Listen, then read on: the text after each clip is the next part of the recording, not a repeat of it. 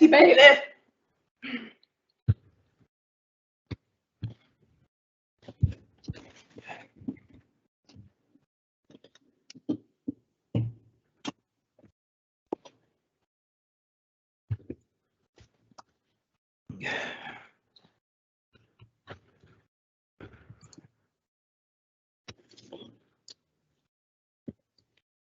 We resume the debate on the amendment to the amendment. Are there any other members who wish to speak?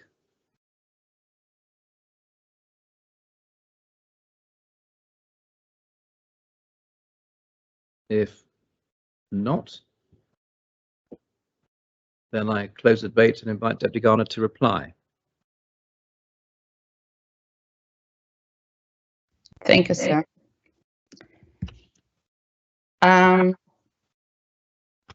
First of all, I would like to say thank you for all members who contributed to the debate on my amendment. There was a suggestion that the education facilities at Rouge Bouillon are so poor they're beyond saving, and it took my breath away. At least we agree on this. And to suggest that it was the good reason to vote against my amendment, it doesn't make sense to me. This amendment, and this is what I would like to really clarify to the members, so we will not have a confusion. This amendment, it's not for or against the ambulance and fire station being situated at Rouge Bouillon site. This amendment actually gives more flexibility for the government than my original proposition, because it's basically saying review and decide based on the evidence you have, which is not yet finished, but they're coming, where schools should go. And as the Constable of St. John said so well, we cannot move families. And I absolutely agree with the Education Minister that schools need to be where the needs are. I must say I did have a good engagement in preparation for this proposition from the Education Department, and they contributed to this amendments. We had a conversation, and also the new Home Affairs Minister engaged with me. So I did have engagements with all relevant stakeholders, and I'm grateful for this. I will address Deputy Young, Constable St. Helier, Deputy Labe, and other members regarding the sites and the paragraph B of my amendment. First, we know what the options are. Jersey Property Holding review all possible sites several times. They have the list. We will not have new discoveries. We know what we have on the island. Second, and this is specifically for Deputy Young, we do know what the standards and sizes, and actually for the constables and ones are. There are clear standards. According to the answer to my written question, it's BB 103. It's not statutory in Jersey, and it will apply only for the new built schools, according to the answer to my written questions. And probably none of the town schools, it's from my impression, apart from the one currently really comply with BB 103. Very clear standards, what size of schools and outside space is required for modern schools. So we do know what the size should be. Third, my amendment specifically stated site suitable for a modern primary school. As we know the size and standards, we know what are the sites we have, and they're very limited. And after Education Minister review, it will be very clear guidelines, what our need and what our catchment area. And it's important to indicate that I didn't include the deadline for strategic sites because we do have Rouge Bouillon, and it's addressed in paragraph A. It will be part this way or that way of the government plan. And we know that Rouge Bouillon School is hopefully with the support of the Assembly, will be built soon. The paragraph B actually asking, decide upon and approved by Council of Ministers, what are their sites? Like we have now field allocated and approved for the First Tower School to extend. the detailed plan, the detailed approval for development, the funding, the final details would be put in place later, but we need to have this strategic thinking. And I actually hope that this amendment will, the part B of the amendment, strategic thinking, will actually help for the Bridging Island plan. It's not far away, it's in March, and we hopefully will be able to include 1, 2, or maybe 3 sites, depends whatever government decides. This amendment gives lots of flexibility. I'm not saying we need 1 school, 2 schools, 3 schools. What I'm saying, look at your data and make a decision.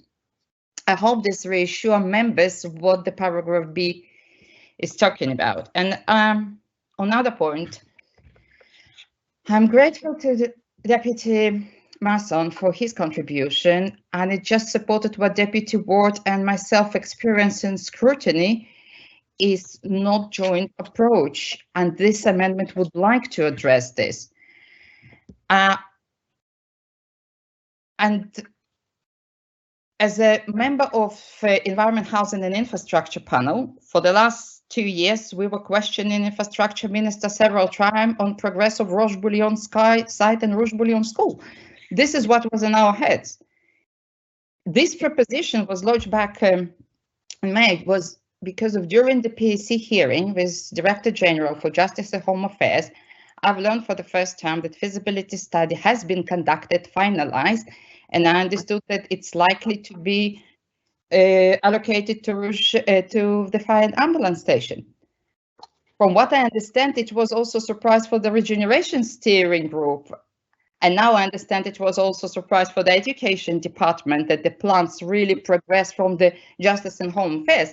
And by the way, I do understand why, because site is in their ownership. It's not in Jersey property holding list. It's under the department. It should be joined up. It should be strategically in one place, but it's still under the development. It still didn't happen.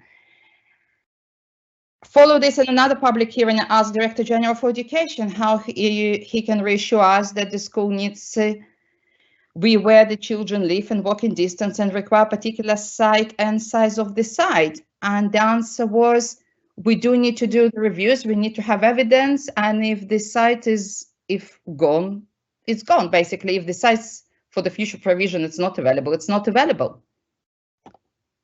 This is the risk that I'm personally not ready to take any longer. And Constable of St. One's asked if the site is big enough. Yes, the site is big enough. Is it the best site? I'm not sure. And this is the reason it was mentioned: environment impact, roundabout, catchment areas. And this is the reason that amendment came through. I would say for the Housing Minister and Constable of St. Helier, the quicker decision will be made. We will find ourselves in better condition. Quicker sites will be allocated for other purposes. We do have all information. And now, thank you for the Deputy of Trinity for clarifying to Senator Ferguson regarding the Sea Cadets. We also had a state's decision. Hopefully it will be followed through about allocating place at Fort Regent. I hope I addressed most of the things that were raised. And yes, it is challenging decision. And at the same time, as Constable of St. Saviour clearly said, we don't need more houses where children don't have places to go to school. Clarity and strategic thinking for the future is what this amendment is asking for. And it was suggesting that bringing proposition not following the procedure, allowing time, need to wait longer for the review on the review. This has not worked for the children of St. Helier for decades. So now each member has the opportunity to reveal if they buy into the Putting Children First government slogan or just standing behind the words. Every elected member has come up with different reasons for vote against this amendment. I was a bit surprised. A park, a house, and the needs of police and ambulance service. It seems that everyone has different reasons to give priority to something else. I would suggest if we'll give priority if we decided to give priority to the children, let's give priority to the children. And we do need ambulance and fire station, and it will come. We have other sites like Worcester Street. Basically, this amendment, what we are voting for, is opens the opportunity to move forward, not closing down the options. Government now has all or almost all information in front of them. It's the time to make political decision. Think strategically, think for the future. I have overwhelming public support.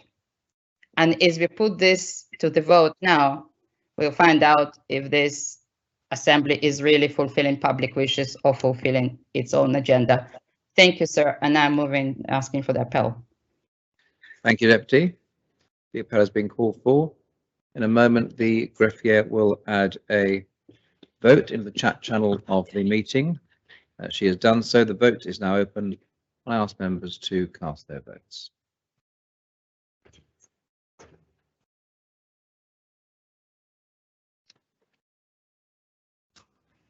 So I see no sign of any voting channel from on mine. No, Yes. and I can't get into the chat either, sir, I'm afraid. You can't get into the chat or the link. No, sir. Ah, You there can- it is. It's there now, sir. Is this and whilst I've got you, is this voting on the amended amendments? This Sorry. is voting on the amendment to the amendment. It's Deputy Gardner's amendment to the Minister's amendment. To the minister's event. I thought we were. This is the amendment to the amendment. This is Deputy Gardner's amendment to the Minister's amendment. Conatov, you managed to vote in the. Yes, Conatov, I have. managed to vote Yes. in the. Deputy Elvers, she's helped me, thank you. Thank you both. 38.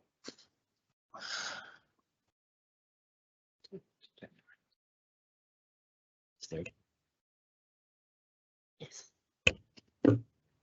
If all members have the opportunity of casting their votes, I ask the greffier to close the voting.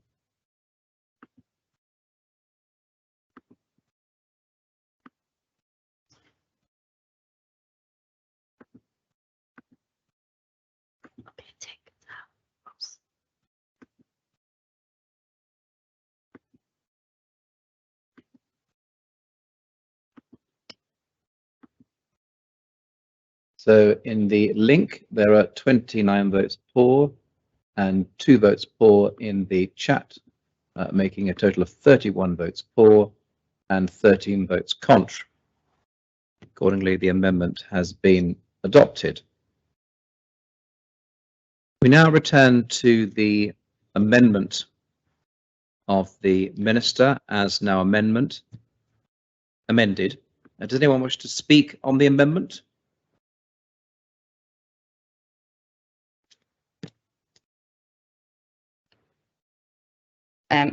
So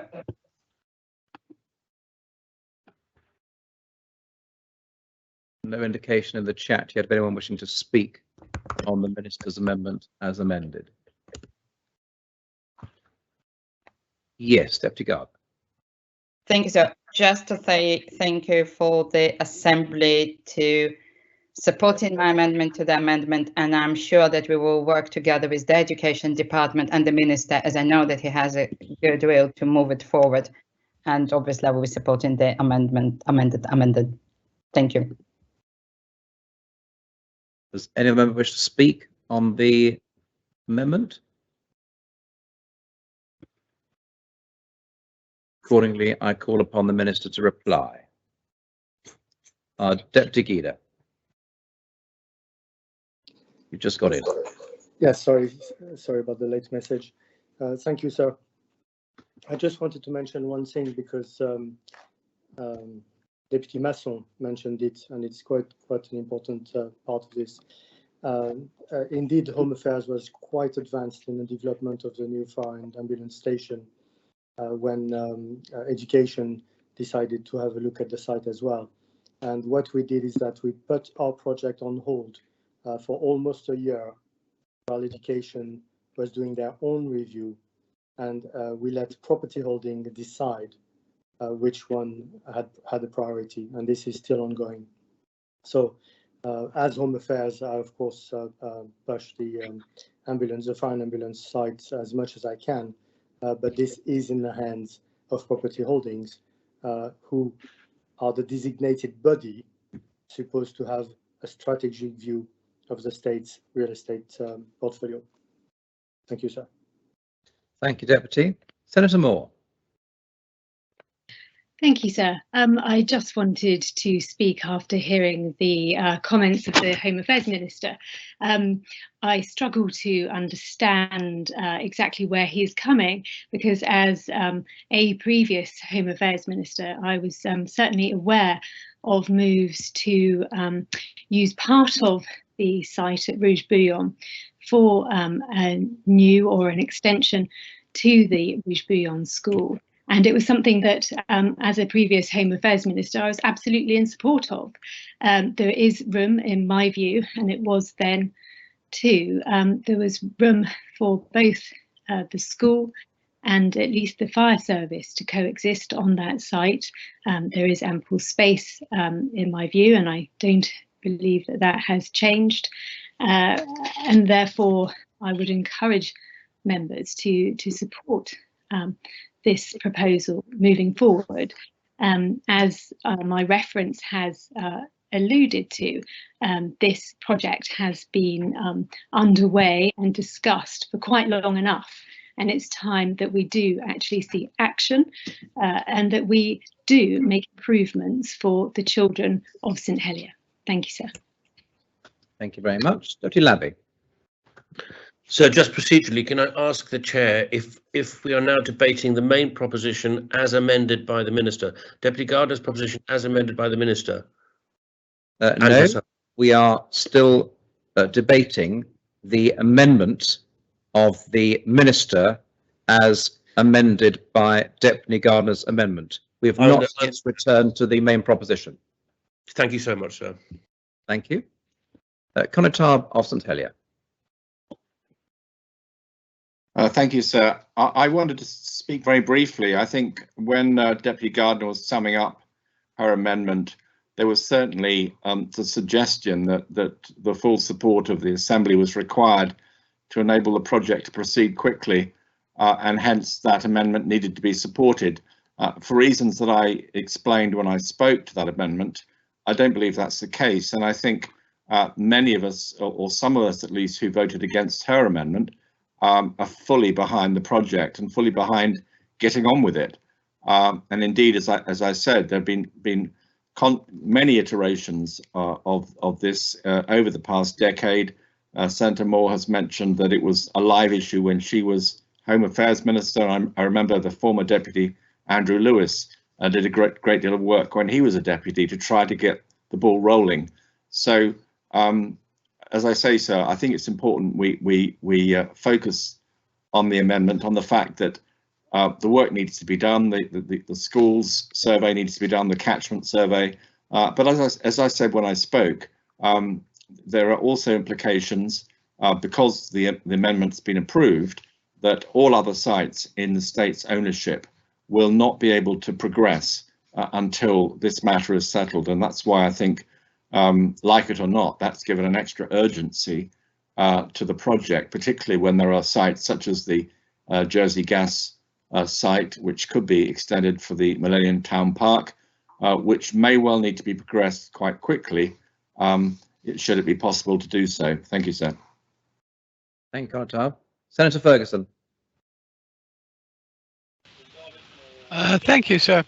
I hope the Home Affairs Minister will remember the necessity of setting up a clean cab procedure for the fire service. And if you'd like to know a bit more about it, perhaps you'd like to contact me. Thank you. Does any of them wish to speak on the amendment as amended?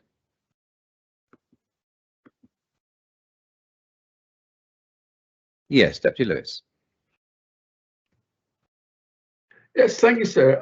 Constable St Helier said quite a bit of what I wanted to say, sir, but it's not a simple process, and we must look at the whole thing in the round. That the whole of St Helier really is like a giant Rubik cube that we have to move things around to fit things in. But we want good neighbours, not bad neighbours.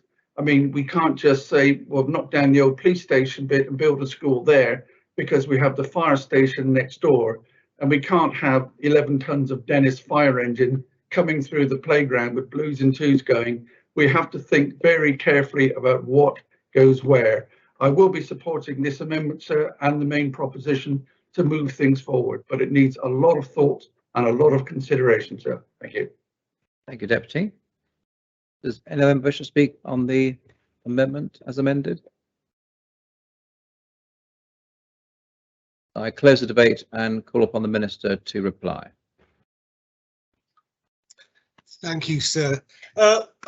So, again, I've got to say, sir, I was a little bit disappointed in the choice of words with the summing up of the last amendment, talking as if the SIPES department has not already got a strategy that they're working in place. There was a lot of words of this is now a strategy. I want to make it clear, sir, that even if this proposition hadn't been lodged or amended in the way it has, the outcome would have been the same, sir. We were already doing the estate review. We were already looking at where the need was for schools in St Helier. We were already in an agreement in the Council of Ministers that until that piece of work had been done, that no allocation of the site would have happened. This gives the Deputy Gardner, as a district deputy, the security that she's lodged a proposition and she's got it put out through the Assembly. However, this was already a strategy we were looking at to create new schools in St Helier. We knew there was a need. The work was already undergoing before this proposition was lodged, sir. The SIPES department is absolutely passionate about making sure that we have the best educational facilities that we can provide when we can provide them, and that we upgrade them as we go forward. The Kennervay was an amazing proof of SIPES commitment and drive to build better educational facilities, and we've proven that we can do it world class, sir. So I am still glad that we've got this surety within this proposition, and I do thank the Deputy for working with myself and the department to get to this position we are now, that gives us the option for new schools and doesn't take this one off the table, sir. And with that, I guess I will ask for. Can I ask for A and B to be taken separately, please, then? Yes, you may. And I'll ask for the appel on both, please, sir. Yes, if you wish to have A and B taken separately, then you may. Okay, we need to. We'll need to ensure that the vote that is prepared permits that. In a moment, the Greffier will add a vote into the chat channel of the meeting. And in the first instance, members will be invited to cast their votes on paragraph A of the amendment of the Minister as amended. And the Greffier has done so, and members may now cast their vote.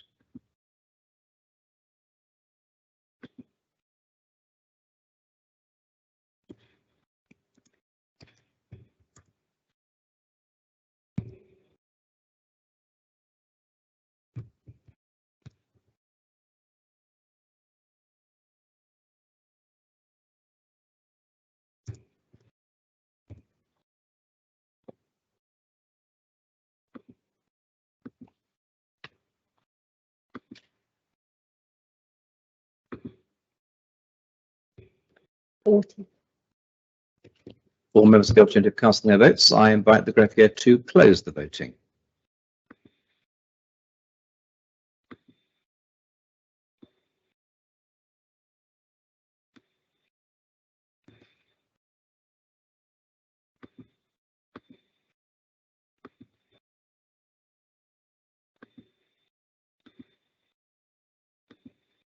I can announce that Part A of the amendment has been adopted at 41 votes for in the link and 3 in the chat, making 44 votes for and 1 vote contra. Could we have the one, please, sir? Yes. The Conotab of St Mary voted contre. And we now move on to Part B 2 ticks, sorry. of the amendment as amended. And in a moment, the greffier will add a vote into the chat channel of the meeting.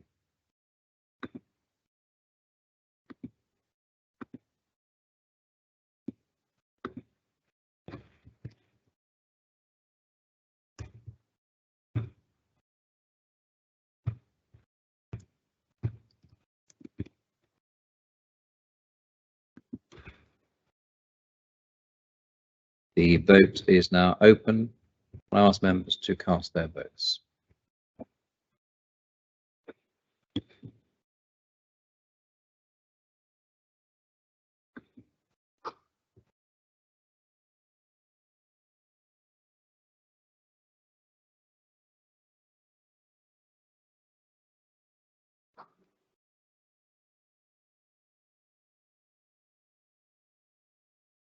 Yeah. 4 members the opportunity of casting their votes. I ask the greffier to close the voting.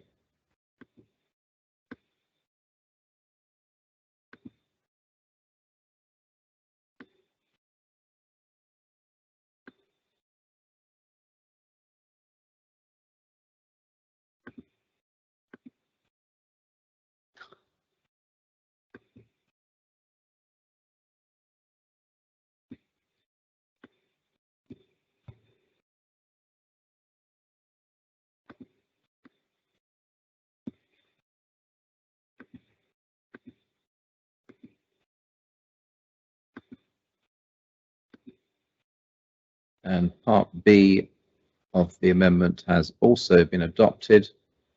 35 votes for on the link and 4 votes for on the chat, making a total of 39 votes for and 5 votes contra. Could we have the 5 contra, please, sir? Yes. Those voting contre in the link, Deputy Ayer, Deputy Morel, Deputy Guida, the Conotab of St Mary, and the Deputy of Greville.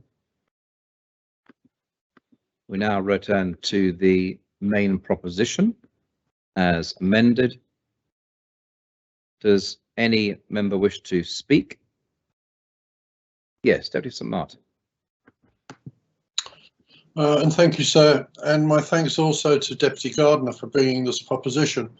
But how disappointing for her to have to hear from the Education Minister that all this work was in hand before she lodged the amendment.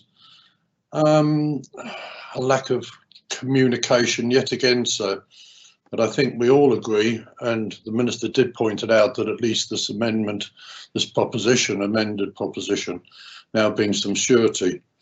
So I've never been convinced, and I never remain to be convinced, that this is the right place for the fire service. I think better site is available. I've said that before. Nobody's ever come to ask me where that site is. Not going to name it now. But there are sites available. I don't see why we should continue to be using listed buildings to put fire engines in, fire engines that need to be heavily modified in order to fit inside the building. Our fire service deserve better facilities, and I don't think the facilities can be fitted onto the site at Rouge Bouillon. But more important than that is the education of our children. And as has been pointed out, the families in the area that rely on Rouge Bouillon School are not going to move out if the fire service continue to stay where they are. They're still going to be in place. And surely it's more important to make sure our children are educated properly and in the right facilities and in the right part of town, so they don't have to travel a long distance to get to a new school. So again, I just finished by saying thank you to Deputy Gardner for bringing this at long last some clarity and some joined up thinking that seem to have gone on today, something that's sadly lacking from this government. Thank you, sir. Thank you, Deputy. Deputy Higgins. Thank you, sir. I too actually want to praise Deputy Gardner for bringing this proposition. And the reason is that we've been talking about Rouge-Bouillon School for many, many years, and other schools in the area and other things for St Helier. And what this debate has highlighted is the lack of joined up thinking in terms of the future of St Helier. We know that St Helier is being crammed full of people. As you drive around the town these days, you see more and more flats going up, and we know that more and more are in the pipeline. But where are the green spaces for the children to play in? And as been highlighted in this debate, where are the schools they're going to be going to? And this situation can't keep on going on. So where I'm grateful to Deputy Gardner is for bringing it to a head. It's time we did this, and it's time we need to do this on other things as well. So I will be looking at bringing propositions in the future to speed things up, and I hope other deputies, especially St Helier deputies, will do so as well, because we can't go along as we are, just cramming St Helier high and not having the facilities and dealing with roads, speed limits, dealing with parks, etc. So thank you, Deputy Gardner. Thank you, Deputy. Senator Mezek. Thank you, sir. And I echo that sentiment from Deputy Higgins, absolutely, and congratulate Deputy Gardner for bringing this proposition.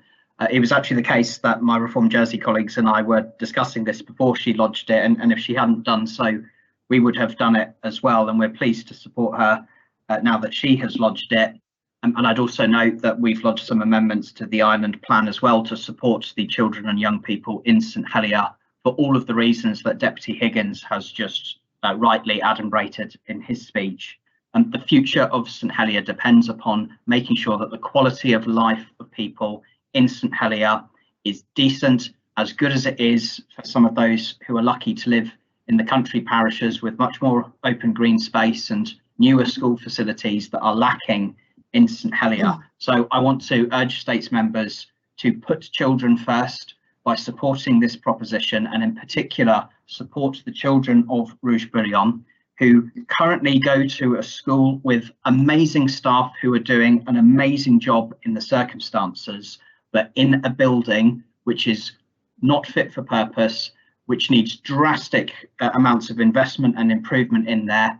And to bite the bullet and say that the plot of land right next door ought to be allocated so that that work can go ahead, and to give the certainty as early as possible to do that, will put this project in a much better position, rather than do what I'm afraid to say this government system is so good at doing, which is to spend years and years and years prevaricating, not making a decision about land use because they're waiting for this next decision that needs to be made for this next bit of land, and wait for it all to add up, rather than doing what we should do, is providing the joined up thinking that Deputy Higgins was talking about, and to just say, we're going to make it happen. We'll make a decision.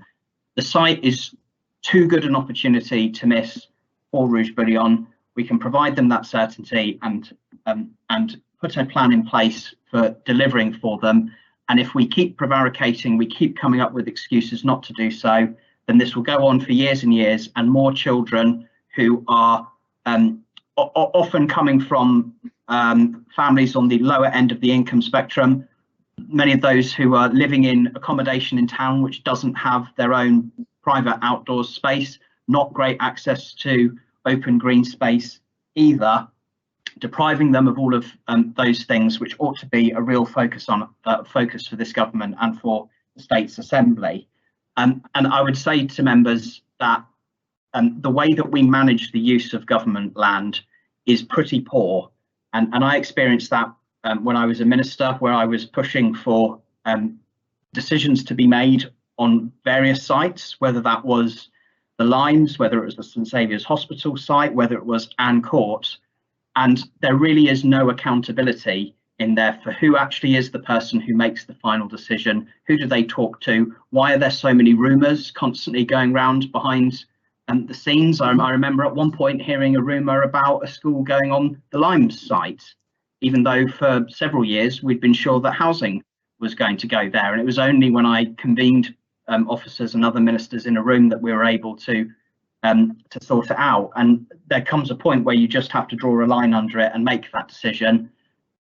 When it came to Anne Court and the mysterious U-turn there was at one point for having government offices built on there instead, that was able to be resolved by it being decided by the States Assembly.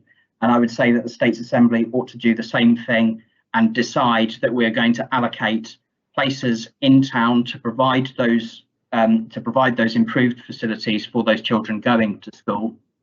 And let's not forget that the town schools, the ones feeding those catchment areas of the most densely populated parts of the island, so Springfield School, Rouge-Bouillon School, St Luke's School, are all packed to the brim. They can't really take more students in there, and the more homes we build in town, the more of those students will have to go out of town to be educated, and that will mean more traffic in the morning. That means more stress for families in the morning, rather than actually having decent buildings and facilities in town that those children can be taken to, hopefully walked by their parents, who can then walk back to work without having to drive and add to all of the traffic congestion and pollution there.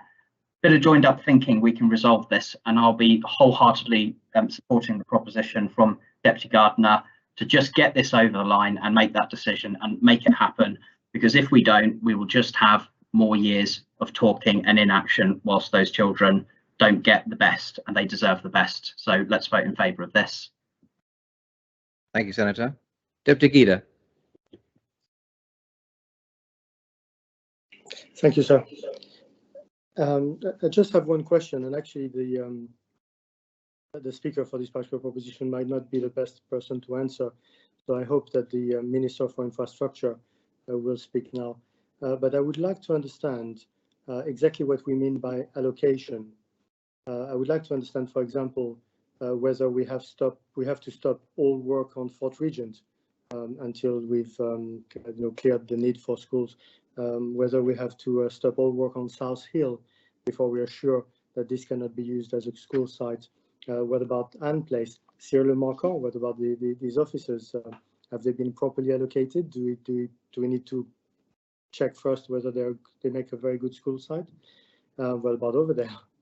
And what about all the other housing sites? And I thought we had something called a housing crisis, and that we were absolutely desperate to work on this. And so, how many housing sites will we have to put on hold until we have a properly developed school estate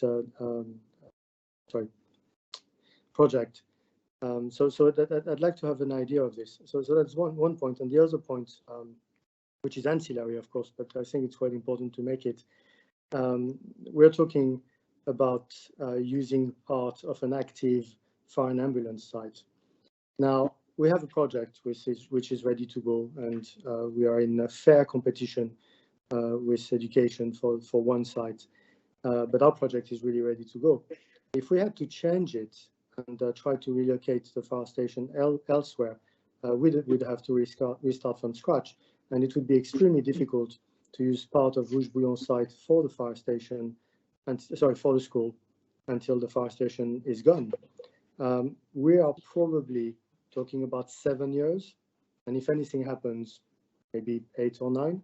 So that project, which looks reasonably quick to implement now, actually isn't. It is not a quick fix. The quick fix is to relocate Rouge-Bouillon to find the best site in Saint-Hélier for it. We know it's a priority. The education minister knows it's a priority. The whole government knows it's a priority, and we have it in the government plan.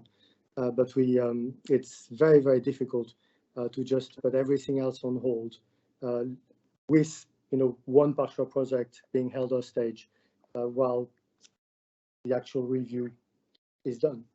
Thank you, sir. Thank you, Deputy. Deputy Young. Thank you, sir. I think for me, as you members will know, I spoke on the amendment to the amendment from Deputy Gardner, and I did raise a number of questions about the effect of the proposition, which has now been adopted, that we've got to sign up to or not, on other sites in town. I think there's a few things I'd like to record. Certainly, I share members' views that somehow or other we need to break the logjam about the use of state-owned sites. And we have a strategic review underway for education sites, and I'm really not just pleased about that, but of course I have been frustrated during the island plan work for the last couple of years. In fact, with 2 previous ministers, and now we have a new minister, and I'm delighted he's given it that full push, as it were, because it's going to need it. Because the track record of the past of not us, the states, not making these decisions, I think is really dreadful. And, you know, we need to look no further than the former Dotre site. You know, we've had overlay for I don't know how many years, what we got, 25 years, maybe more.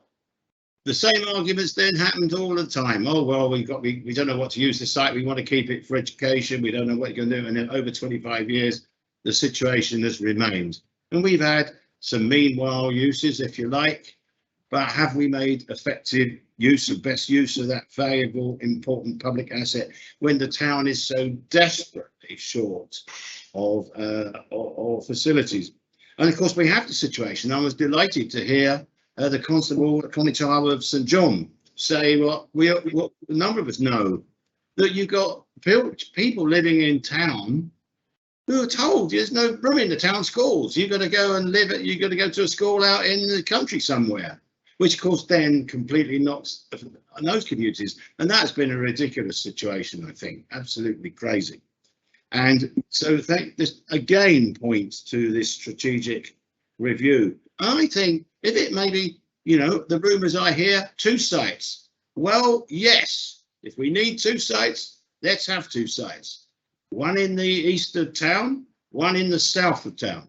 And we have to plan for the future. And we have to have really good quality schools. And it can't be right that the urban schools, as Connie Tower of St Helier says, have not had the investment that our beautiful country schools have had. So it's time, this is time now to square all this. Now, I make a plea. I raised doubts about the worry if this doesn't work, what potentially that could do for other uses, housing sites. Potentially they could be sterilised, and also the points made by Deputy Keeler just now about that you know, we're so used to delays in states' actions that it takes years and years to get things done, that they could be stymied as well. But I'm going to go with it now because I think somebody has to put a rocket under this process. I've been very dissatisfied with the way in which we're approaching decisions. It's not the fault of the officers. We've got an underinvested team in IHE team, and I really, you know, I'm not beating the Minister up of Infrastructure at all about this because he hasn't got the team in place and he hasn't got the structure of decision making that helps these things get decided quickly. We've got a regeneration group, steering group, which is painful. And I'm not, you know, one hears bits of what goes on. We really do need a way in which we can make the allocations. And Deputy Keeler raised a good point. What does the proposition mean by allocation? I'll tell you what I mean in my head, that a decision is made, not necessarily by the states, but by the government, that these sites are going to be used for this purpose. And that then, and I think this is imperative we get this, and our timescale is very severe because I really want this start coming together by the time the planning inspector has to judge on the issues of housing sites and island plan policies this autumn, that he knows where the education estate plan is going. And I think the discipline of this proposition that Deputy Gardner now offers is a powerful one.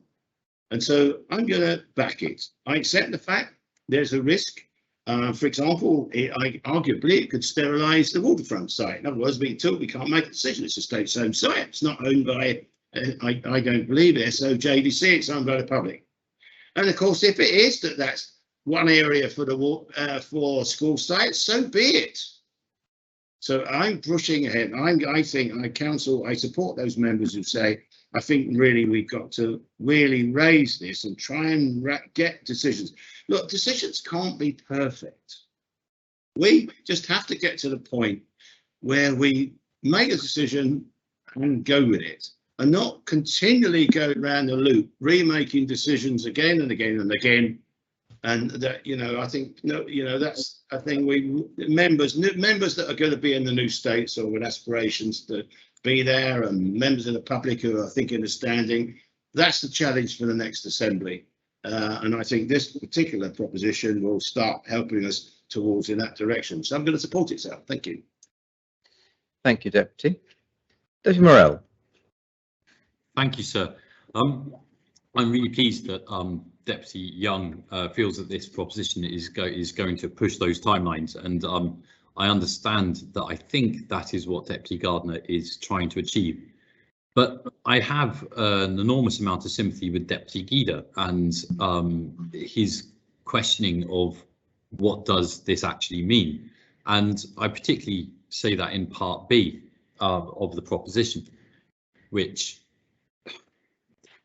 I've read it 1,000 times, and it's the reason I voted against it in the last vote, sir, is that yes, it is saying the strategic review of the education estate of St Helier and St Xavier needs to be completed, and until that time nothing else can be allocated anywhere, is essentially what this is saying. And of course that is designed as a kind of a stick. It's not a carrot and stick, it's a stick to try and drive the timescales. But at the moment, I have no understanding of when that strategic review of the education estate will be complete, because Deputy Wickenden, if I understood him earlier, said he expected it in May, expected in June, or was it May and then June, and now we're in mid-July and it's still not there. Well, but it should be a few weeks away. I personally want greater comfort about the timeline for that strategic review of the education estate, because the way I understand this Part B of this proposition is that we will basically be tying the hands of all departments in government until that strategic review of the education estate is undertaken. And to me, that's most likely very, very irresponsible. Some may see it as the stick to get things moving, and I appreciate that. And everything Deputy Young said about the logjam is absolutely correct. I mean, from someone on the outside, it defies belief that things are so slow in departments are so slow in making these decisions. But as it stands, I've got to admit, I feel very uncomfortable with this proposition. I can't quite understand why Deputy Gardner didn't design a proposition which perhaps just said, you know, the strategic review of the education estate must be complete by, let's say, the end of August or the beginning of August, and then a decision must be made on the siting of Rouge Bouillon or an alternative to Rouge Bouillon by, let's say, end of December, something like this. That, to me, would have set deadlines that the states can agree to, that the government has to act to, and they would be delivered. But instead, we're actually saying, as the States Assembly, you can't use this site for anything except education. And by the way, you can't do anything else until this review is complete. And I just, it doesn't feel like a responsible way of acting. It may feel to some that it will end that logjam, possibly. But I would really like to hear from Deputy Wickenden as to, or anybody in government as to the timeline for that strategic review, the real timeline for that strategic review. And then from Deputy Gardner as to perhaps why she didn't design a proposition which just provided deadlines rather than actually tying the hands as to what must go where, because that seems a step too far as well. So I'm very uncomfortable at the moment, sir. I'm definitely considering not supporting the proposition as amended, but I'm happy to be swayed either way. But I'm worried that we're being very irresponsible here. Thank you, sir. Thank you, Deputy. Deputy Taddier. Thank you, sir. I feel the last speaker was perhaps a little unfair to Deputy Gardner, who I think like many of the St Helier deputies, including my party colleagues, have been trying to do the best for St Helier residents and St Helier and St Saviour. Indeed, this proposition talks about that, pupils and their parents. It's ultimately, it's not Deputy Gardner or any other backbencher's job to come up with government strategy. But what we've got to remember here is that this government has been completely shambolic when it comes to the management of the property estate. And I'll give a couple of examples in a moment. But we also see that shambolic state of affairs continue when we have two members of the same political party, a very newly formed political party, the chairman of whom is the Minister for Environment, who can't agree with a fellow party minister, the Minister for Education, who seems to be supporting this proposition. And that only seems to strengthen the argument that Deputy Gardner has been asking for, that of course, until it shouldn't even just be until we've had a proper review of the property estate and potential school sites that could be used. I think it's an entirely sensible amendment and proposition which is going forward. But we shouldn't be making any decisions until we actually have a proper government which is capable of running this island. You know, we have this newly formed government party who have said, actually, we don't need policies because our policies are the government plan, which incidentally has not been drafted by their party officials. It's been drafted by independent government officials. The Chief Minister told us yesterday that the civil service needs to be independent, yet they're the ones who have been unwittingly writing the Alliance Party's policy platform for them. And now we have two ministers that can't even agree on a very basic proposition about how they should proceed when it comes to the renewal or otherwise of one of the key central schools, primary schools in St Helier. You have to ask what's going on here. And now let's look at other examples. For example, the old Lekeneve school site and the hospital. What have they got in common? And the new Lekeneve school site? It's because this is all one big jigsaw, and there is no central planning. There's no thinking ahead. And because we've been not knowing for so long where the hospital was going to go, and there's still ongoing wranglings about that, the Overdale site, and then all of a sudden, the poor residents of Lekeneve Park in my constituency are told as an afterthought, oh, by the way, you're getting the new Overdale Hospital. And of course, that's already running over budget. It was projected to be between £5 and £15 million allocated for that, and it's already come in at the top end of that, £15 million for something which is going to be a temporary structure to house the facilities which were at Overdale, only for that presumably to need to be taken down, knocked down, and then something else built in its place. This isn't how a proper government in a supposedly well regulated and well respected international finance centre should be running its own government and public affairs. Yet the public all over the island, whether it's in Lekeneve or St Helier, are being shortchanged by incompetent governments, even this new one, this new party-led alliance government. And so I think it's entirely appropriate that we do say to this government, which can't run a party, a political party, let alone a party in a brewery, to take a step back and say, look, until you can find a proper site for this school or to find a proper plan, we're not going to allow you to reallocate any of the schools for other use in St Helier and St Saviour. And I'm afraid that's what it's come to, because we have an incompetent government and we need a proper government. And I'm sure there is a government in waiting to come over and take the reins now that the outgoing government has finally coalesced amongst their moribund policy, sir. Thank you. You've been asked to give way for a point of clarification from Deputy Young. You prepared to do so, Deputy Taddeo? Yes. Deputy Young.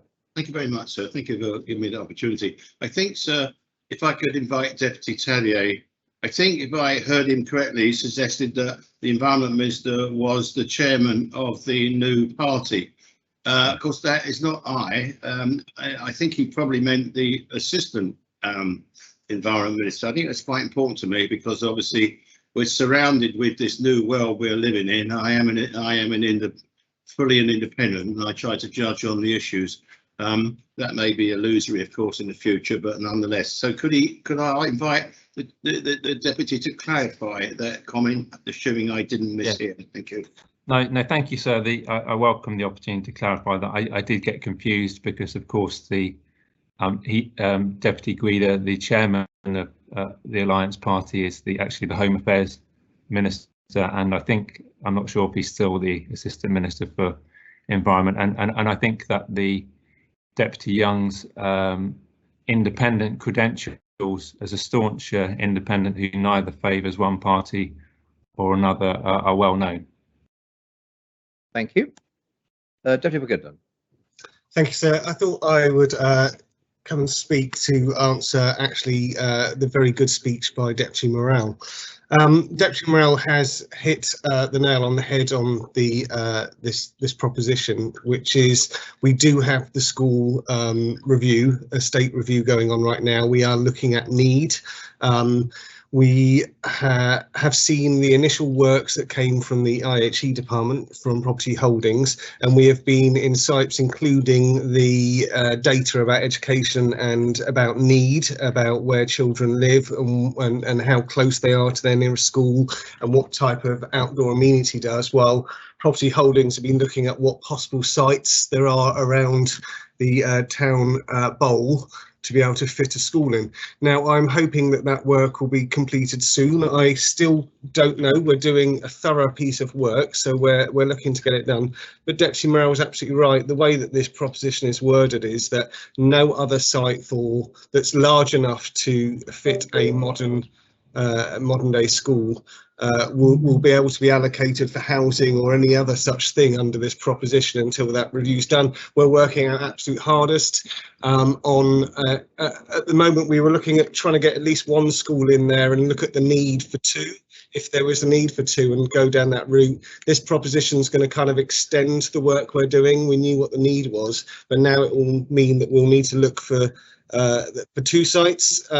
We know the needs there in the future, and we also need to understand that the money has to come from somewhere to be able to build these schools as well. So we need to make sure there's money in the government plan. Do we try and build two schools at the same time? How much will that cost? There is going to be an awful lot going on this proposition and this review now to look for two schools, and if that's what we need, that's what it needs, but it does set out that nothing else can happen until we've got that sorted, and that's up for members to decide. So we in sites will work as hard and as fast as we can to try and get the review finished as soon as we can, but let's not rush and do a terrible job. Let's make sure we're doing it appropriately, because that's what the children of St Helier and this island deserve, sir. I just want to mention about Deputy Taddeo's speech there, sir. It kind of came across like somebody that had watched the trailers for a movie, turned up for the credits, and then tried to do a review on it. It seemed to make no sense at all, sir. Myself and Deputy Guida are absolutely aligned that we need to make sure that we use the sites for the best use. Deputy Guida is clear that at the moment his preferred site for the fire and ambulance station would be the Rouge Bouillon site, and that to move to a secondary site would cause a lot of delay. But Deputy Guida is like me. Let's make sure that we do the full reviews, we look at it in the whole, and we make sure that we choose the sites in this island for what we need to do. There is no dissent between the two of us. We both understand, sir, that that's what needs to happen, and that's what's supposed to happen at all. Certainly want to say that Deputy Taddeo talking about whether we can or cannot run a government is the person that knows best, because Reform are the party of running away, sir. Thank you, sir. Thank you, Deputy. Deputy Legarai. Thank you, sir. I have a few things to say in relation to why I will support this proposition. I spent 25 years both working at Rouge-Bouillon Station alongside the Summerland site. From the time I arrived in 1989 until the time I left, in actual fact, they had actually then found a site for the police station. However, from the start of that venture, there was always a need for a new police station, and the facilities at the fire service were clearly no better. The ambulance may have been slightly better from the point of view that their building and facilities were slightly newer. The reason I'll support this is because what I've watched over that entire period of time, because I was involved at various stages of the processes, was that sites came and went. Sites that would have been suitable for a new police station and potentially a new fire station or ambulance station came and went. And of course, once gone, they can never be brought back. And so therefore, if look at the site at Summerland, it's now got housing on. What about the consideration of that for the ambulance station to have been moved there? But that is now too late. So therefore, as I say, I will support this because I do actually genuinely believe that we have to say, no more using sites for something else until we've sorted out this problem. We need to sort out the problem of Rouge-Bouillon School, whether that is on that particular site to provide proper facilities for those children, or if it is on another site which is identified. We need to sort that out. We also need, as everyone knows, a new fire station. And actually, the Deputy of St Martin might be quite right in that is actually that the best site in view of the buildings which are actually there already, which are listed and will be unable to be used potentially for other things. So that is something that obviously I'm no expert. So obviously that is something that needs to be looked at. But those two elements, both the fire and ambulance and Rouge-Bouillon School, need to find how they are going to have their facilities before we start to build other things on other sites, which could have been used for both of those purposes. Thank you, sir. Thank you, Deputy. Does any of them wish to speak on the proposition? Yes, Deputy Ward. Thank you, sir. And I'd like to say to Deputy Gardner, you've got to keep going, because you know what this is like. You put in a proposition for the right reasons and with the right intentions, and what you get as a backbencher is you get this onslaught from people who want to undermine your ideas or your thoughts. So just keep going, and I will be wholeheartedly supporting this for one simple reason. The children of St Helier need more. They need better. They've been left as a secondary thought for far too long in successive governments and successive assemblies. And the issue's been there because people have simply not had any sort of joined up thinking. But it's okay, sir, because as we've seen with this government, we have one gov. So it's now all going to be joined up. So there's no way that we won't have a strategy on all of our schools and the need in the centre of St Helier ready for when the island plan comes, because that will be an integral part of the island plan, and we will have all of this thought through, and we will have a long-term and a short-term plan to address the issues of the young people of St Helier. Oh no, sorry sir, we don't have that, do we? Of course we don't have that, because we don't have one gov, we don't have joined up thinking, we have self-interest. We have people who are politicking at the moment for position, the formation of new parties, the sudden road to Damascus in terms of putting children first. Some people are very late to that party, I think. In fact, I'm not sure even that some people even signed that pledge that is part of the integral part of their government commitments, but perhaps they have recently. So this is a good proposition for one reason. It commits us to something. It commits us to taking a priority, to putting what the needs of our children in St Helier are first. It says, build a school, build it at Rouge Bouillon, and if you cannot build it at Rouge Bouillon, find another site before you do anything else. And that, sir, is what is necessary for the children of St Helier. So as the boundaries change, the schools are going to be mixed up elsewhere. So any St Helier deputy should be putting those need for schools first. And we heard the word need again and again and again and again and again.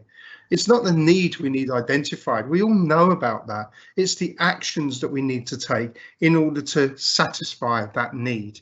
And every single day, every single month, and every single year that we don't do this, young people in St Helier, in their formative years, the formative years of their education, where their futures are shaped and structured in terms of the successes they will have second class or third class accommodation. That's the reality. That's the underlying nature of what we're talking about here. And so forget all this nonsense about it will hold other things up. Let's just speed up the process that we have now then. Let's put our feet to the fire and make a decision regards the positioning of a school in the right place. So I put a proposition into the island plan. The island plan is not being debated until next March. It was the first vehicle for that, and I support Deputy Gardner in this one, following this. So I questioned when we had a presentation of the waterfront about where are the schools for that waterfront development, and it seemed to be, oh well, we didn't really have to think about that. So that is about government leadership. That is about whether a government in position has the priorities in the right place, and this government does not have those priorities in the right place. So there were some voices who spoke up for this, but so those voices left government because they recognised that this government is so dysfunctional that all that was going to happen is there would be rubber stamping the wrong decisions. And so there is a moral compass that people need to have. It's not about whether, well, I have one set of morals, and if you don't like those, I'll just swap and go along with it anyway. It's about standing up for what you believe in and taking action to make that action actually happen. And sir, I think that's what we have with this proposition. So all power to your elbow, Deputy Gardner. I think that's a acceptable phrase. I will be voting for this, and let's get on with it, and let's actually take some action as an assembly. The people of Jersey would love to see that happen. Thank you, sir. Thank you, Deputy Martin. Thank you, sir, and I'll try not to be too political because we've not had many of those this afternoon, have we? I just wanted to put out a word of caution here. We do have a problem with the fire and ambulance being there. I was listening on tenterhooks when the Deputy St Martin said he's got a place to put it, but he's going to keep it to himself. Yeah, because you can be assured as soon as anyone hears in the other parish you've got the fire and ambulance service coming to a place next to you, there'd be outrage, sir, absolute outrage. As if, look, you can vote for this today or not. Everyone wants the best for the children in St Helier. I've been a St Helier deputy for 21 years, but would, as Deputy Ward said, go and build a school at Rouge Bouillon? Would you go and build a school next to the busiest roundabout road that you have got in the town? No, you wouldn't start there, would you? But anyway, I just do think reading the wording and having the wording confirmed by the Minister of Education, I probably will vote for this. I'm loath to vote for it with the description that Senator Mesic gave of it, that it was a foregone conclusion that we wouldn't have the fire and ambulance, we would build an extension of the school. That's not what the amendment says, and that's not what it means. It will hold up everything until we find two solutions. Where's the best place for the school, or a school extension or another school? And where are we going to put the fire and ambulance? And as someone got a nose blooded, sir, over many years fighting where it went eventually, that only got through because the police don't actually come out all the time from the police station. Unlike ambulance and fire stations, they sit there till called. So I just put that out there for, you know, I didn't want to make a political speech because I said I think we've had enough of them this afternoon, sir, all denying it, but absolutely spot on. This will not hurry up anymore until we find out where fire and ambulance are going.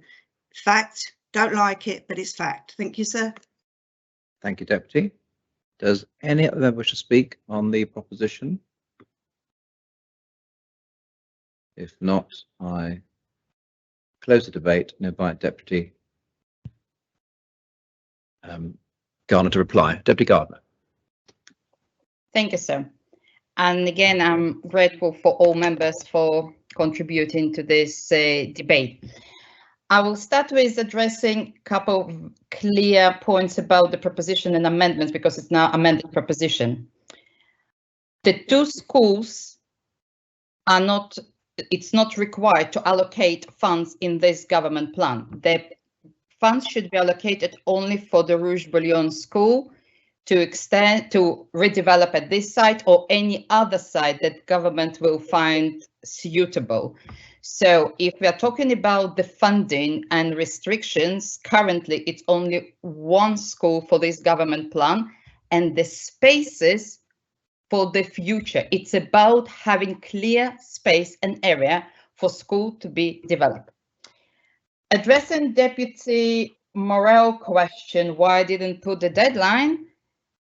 The simple reason that I've heard about reviews probably back for the 2 years. I can go back through, I've gone back through the questions. And in May, we've been told that it will be mid-June. And also we all know that the deadlines are not met. So from my perspective, this is very clear deadlines. Allocate the site, you have the information, you need to make a call, you need to make political decision, and we'll go forward. I understand the concerns that were expressed by Deputy Morel, by Deputy Gida, and others about what we are doing with the sites. I think it's pretty clear. We have sites that are under development with planning applications. They're going forward, and such as an Ancourt, it's continue. We have a hospital, it's continue. I mean, we do have sites that are office building, it's continue, because these sites are approved, signed off during the planning application, and we'll see our building already, and it will see where it's going. Other site was mentioned, it's the South Hill, and it hasn't been allocated yet. It might need to go to the housing, or it might be the best site to build school for the south of town. I don't know, and nobody knows until the education department will give us clarity about the catchment area. Because if you have the South Hill development and waterfront development, for south of town, we do need a primary school where the children will go. This is the important thing that we will put in place before we'll continue to build houses. And I understand it's ready to go, the Rouge Bouillon fire station. Yeah, it is surprised. We know that it's ready to go, so it means the school is not ready to go. And by the way, this amendment, this amended proposition does give this flexibility. Find the correct site according to the need, according to the catchment area. Sometimes as a politician, we all work hard. I work hard to make a positive changes, and I wonder if I'm making any real difference. After adopting my amendment, I do feel that we have done today's historic vote to put children first, and will bring better education and better social value for many families living in St. Helier and St. Xavier. The long-term benefit is huge, and this vote makes a huge investment into our children, our future. And I cannot express how I was happy for that Assembly adopted this amendment, and I hope the Assembly will support the amended proposition. I would like to say thank you for Deputy of St. Martin, Deputy Higgins, Senator Mezek, Deputy Ward, Deputy Tadem, Deputy Hagerard, and the others who contacted me personally and expressed this support. And I also thank you for Deputy Young. I think if we need 2 sites, let's have 2 sites. I don't know if we need 2 sites or 3 sites or maybe 1 site. This is what this amended proposition does. That education come back to the government, said this is what our needs, this is our catchment area, this is what's going to be built in the area, this is what the 1, 2, 3, whatever sites we need. This is the clarity that is required. And as Deputy Wickenden indicated, the work is well progressed. It has started. The proposition basically just supporting the work that they were doing. And as Constable of St. Helier mentioned in the previous speech, it just put the urgency. Yes, let's make the decision. it's never a decision. It's never perfect decision. Sorry, it should be a decision. It's never perfect, but we need to move on.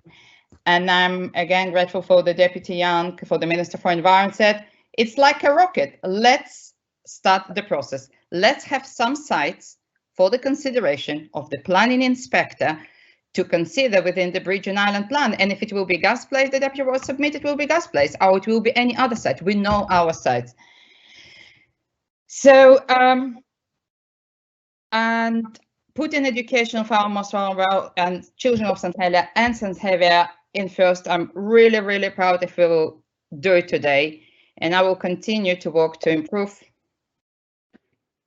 conditions for the children, and this result can make me realize that hopefully the backbenchers also can work collaboratively with the government and make a positive change, and I'm asking for the appel. Thank you, Deputy. The appel has been called for, and Also, forgive me, Deputy Morell sought clarification of one matter, I think, from the speaker before she finished speaking. Deputy Morell? Yes, thank you. It was just to ask, in her speech, Deputy Gardner said that, let's find a couple of sites and get them put into the Bridging Island plan for the planning inspector. Obviously, the proposition doesn't ask for that, or doesn't say that that would be the case. So I'm just wondering how, if she could clarify how this will end up in the Bridging Island plan, that would be wonderful. Thank you. No, it was, thank you for Deputy for his question. I'm happy to clarify. It's up to the government if they would like to do this. The proposition doesn't ask. This comment was made based on the comment from the Minister for Environment, Deputy Young, when he said that he would personally welcome the decision and the evidence from the Education Department that they can make their decision about the sites and to present. So it's not depends on this proposition. It's now left to the government to take it forward and decide what they're doing. The proposition not restricting and not requesting. If it happens, it will be welcome. If it's not happens, it's up to the government. It's not the proposition request. Hope it helps. Deputy Young, thank you. You seek clarification of something that Deputy Gardner said? Yes, I think it'd be necessary if I could just invite the deputy. I think to reflect what I think what I was trying to say is that with these issues, there's going to be issues emerging in the island plan run-up, and they're bound to come out in the evidence to the planning inspector. And I think I believe that the process is flexible enough to be able to take that information on board during the process of the planning inspection. After all, the safeguard is that states members still get to decide later on with the decision on the island plan. Thank you, sir. Just what could the deputy perhaps clear up? That I think that was what I was. Thank you for clarification. Yes, thank you. Thank you. The appel has been called for. In a moment, the graphier will add a vote into the chat channel of this meeting. She has done so, and I ask members to cast their votes.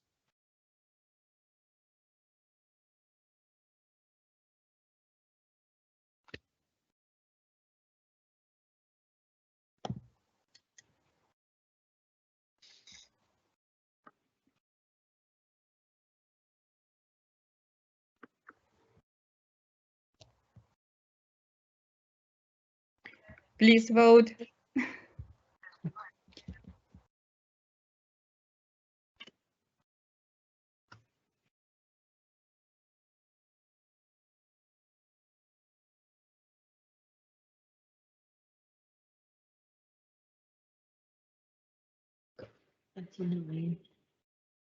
If all members have continued voting, then I ask the graphier to close the voting.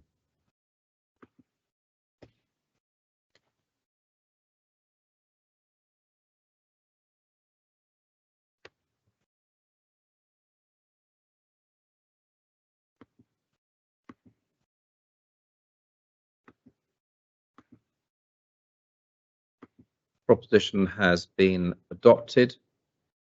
36 votes for in the link and 3 votes for on the chat, making a total of 39 votes for and 6 votes contra. 1 vote contra after the vote was closed. Could we have the 60, sir? Yes. Those voting conch, in the chat, sorry, in the link, Deputy of St Peter, the Conotaba of St Lawrence, Deputy Pinnell, Deputy Gida, Deputy Martin, Deputy Ash.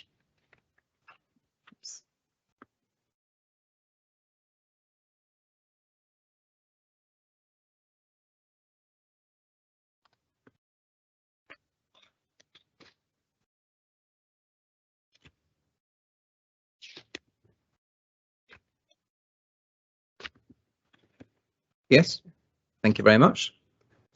The next item is the draft taxation, income tax, goods and services tax and revenue administration amendment Jersey law lodged by the Minister for Treasury and Resources.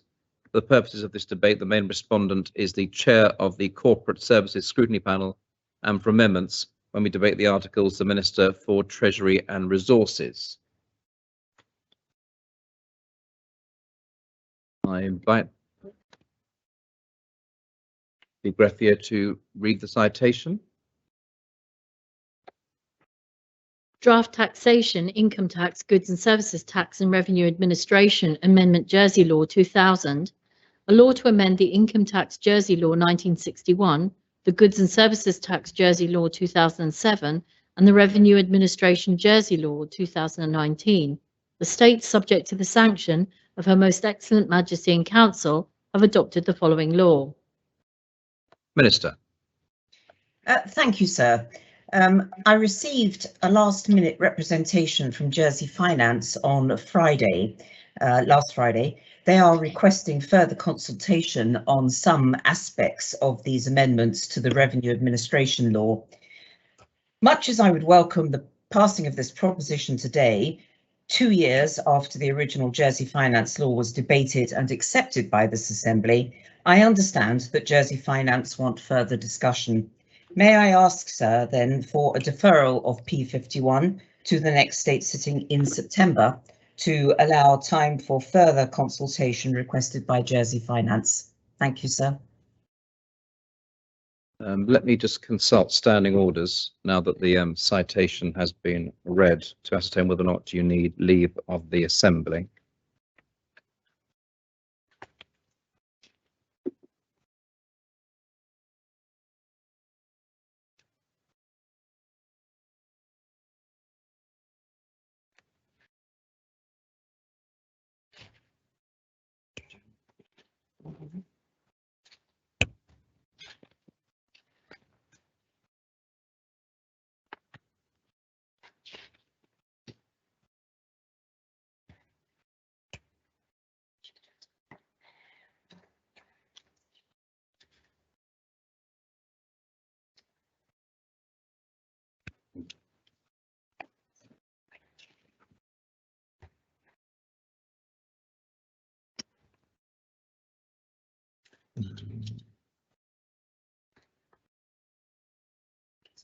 No.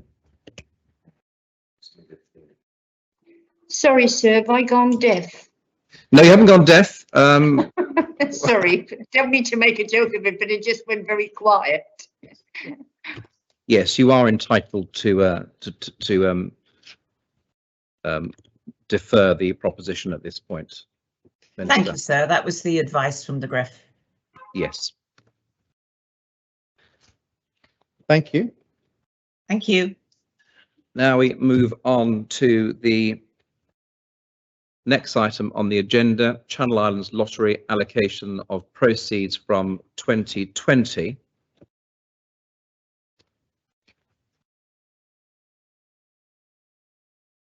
P53 lodged by the Minister for Economic Development, Tourism, Sport and Culture. For the purposes of this debate, the main respondent is the chair of the Economic and International Affairs Scrutiny Panel. And if the amendment is debated, the Minister shall be the main respondent for the amendment. Minister, there is an amendment by the Economic and International Affairs Scrutiny Panel. Minister, are you minded to accept this amendment? Thank you, sir. Deputy Morel will be acting as the lead on this for the department, sir. Thank you. Deputy Morel. Thank you, sir. And yes, I am minded and would very much like to accept the amendment of the scrutiny panel. Thank you. Accordingly, I ask the greffier to read the proposition as amended. The states are asked to decide whether they're of opinion to agree in accordance with the provisions of Regulation 4.5 of the Gambling Channel Islands Lottery Jersey Regulations 1975 to agree the allocation of £1,523,936 to the Jersey Community Foundation and the Association of Jersey Charities, divided equally between them for onward distribution in support of the island community.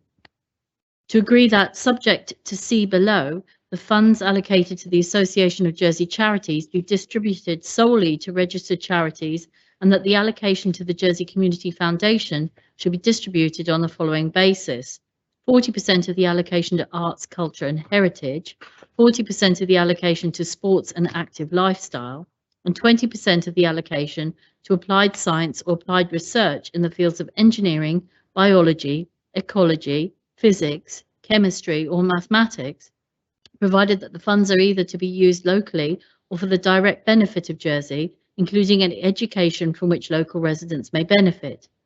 C, to note and approve the proposal that, out of the allocation of funds referred to in paragraph B above, each of the Association of Jersey Charities and the Jersey Community Foundation shall be entitled to cover its reasonable costs for undertaking its work involved in distribution of such funds with service level agreements, SLAs, to be entered into by those organisations, providing that such costs amount to no more than 10% of the total sums received, and that any underspend at the end of 2021 be added to the amounts available for distribution. D, to request the Minister for Economic Development, Tourism, Sport and Culture to present the SLAs referred to in paragraph C to the states and to make copies available via the government website.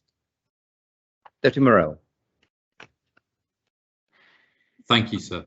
And I would like to start by thanking the Economic and International Affairs Scrutiny Panel for their work on this proposition and for their amendment, which I thoroughly agree makes for a better proposition. I would like to draw members' attention to the fact that this is a very, as originally lodged, it's a very standard proposition for the distribution of the lottery proceeds from 2020. And as was read in the citation, this will lead to £1.5 million being distributed to the Jersey Community Foundation and the Association of Jersey Charities. Between them, they will each receive approximately £770,000, or £762,000, I should say, which they will, in the case of the Association of Jersey Charities, they will distribute to charitable organisations in the island. In the case of the Jersey Community Foundation, they will distribute as in the 40-40-20 split, as was agreed when we passed Deputy Guida's proposition, I believe it was last year, and very supportive of that. And I think it's interesting because particularly the Jersey Community Foundation is new to distributing these proceeds, and as a result has obviously had startup costs with regard to its administrative costs of undertaking the work. And whilst those were slightly higher than 10% last year, I think it's entirely right that that is limited to 10% as suggested in the amendment, the original amendment to the proposition. And so I'm pleased that that will now be formalised going forward. I'm also very pleased, and it's something that I was suggesting before we came to this, that the SLAs indeed are published, and in fact they are seen by the scrutiny panel, and I think it's entirely right. And I'm very pleased that the chair of the scrutiny panel and his whole panel had undertaken themselves to liaise with the Association of Jersey Charities and the Jersey Community Foundation to ensure that they were happy with these SLAs being published. Obviously, they're not commercial businesses. They're operating for the benefit of all islanders, and so I was very pleased that they have indeed agreed to that. So I'm hoping that members will see this as an uncontroversial proposition. It's one that we see every year, the distribution of lottery proceeds. And as we now know as well, because there was a couple of years ago the possibility of this work for the distribution going off island, we can see now that two important Jersey organisations, the AJC and the JCF, are undertaking this work themselves, and in so doing are supporting an enormous amount of good causes across the islands. So I ask, hopefully, all members to support this proposition as amended. Thank you, sir. Thank you, Deputy. Is the proposition seconded? Yes, sir. Thank you. Deputy St Mary. Well, thank you, sir. And first, may I thank Deputy Morell for approving and agreeing to accept our amendment, which was submitted on two counts, and very simple ones, really. First, it was felt that the division as between sectors needed to be fully set out in the proposition itself rather than in the report.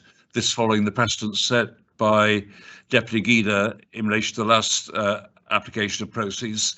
And the second point was as regards the service level agreements with the two charitable organisations making the distributions. In that respect, it's worth going back, I think, to the 2018 proceeds, at which time there was a suggestion that a commercial organisation be instructed to effect that distribution and at some cost. That particular proposition was withdrawn when other local organisations came forward to say that they will be happy to deal with it, and that is what has come to pass. The panel has had briefings and meetings with the two charitable organisations who explained the extent of their work more fully to us. We are very pleased with the enthusiasm, apart from anything else, which they devote to the task, and the fees which they are taking are there simply to cover the costs of distribution, which involves, in some cases, quite a rigorous process.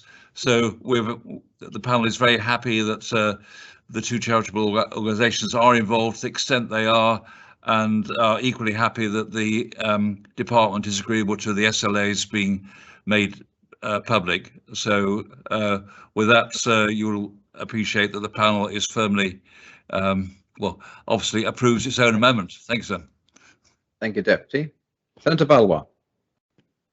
Yes, thank you, sir. I'm wondering whether the Assistant Minister could advise, seeming as he's accepted the scrutiny panel's amendment. Part B refers to the funds being distributed to Jersey Community Foundation. 20% of such funds will go to applied science or applied research in the fields of engineering, biology, ecology, physics, chemistry or maths, provided that the funds are either to be used locally or for the direct benefit of Jersey, including any education from which local residents may benefit.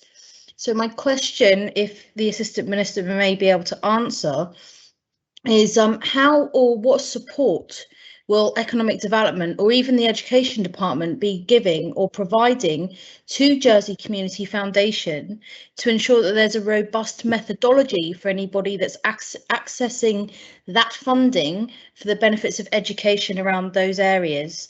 The reason why I ask that question is because we've had issues in the past and historically around having grants or funds that aren't necessarily proportionate or equal or fair, to ensure that there is a level playing field for people to access it. And which comes on to my last point, sir, is the importance of publishing the ability for people to access such funds to further their studies in these particular areas. Thank you. Thank you, Senator. Deputy Ward. Thank you, sir. And I think some of the things I'm going to say might touch a little on what was just been said. There's a couple of genuine questions I have here because I simply don't know the answer. Is 10% of the a cost for the administration, is that comparable for this sort of work and this sort of process? Because it does seem that 10% of the charitable funds will go to just simply administrating the distribution of those funds. Is that comparable with charities across the world, across similar jurisdictions and so on? Is there a Jersey, if you like, a Jersey premium on that? You know, it's more expensive. So I'd just like to know about the understanding of that with the accepted amendment. Also, I have to raise the point regards the allocation to applied science or applied research in the fields of engineering, biology, ecology, physics, chemistry, or maths. I mean, I must say I have no problem with that at all, as you'd imagine, provided that funds are either to be used locally for the direct benefit of Jersey, including any education for which local residents may benefit. Is that going to be a postgraduate funding sort of process? Can you envisage that way? I'm just trying to get my head around the detail of what this might look like.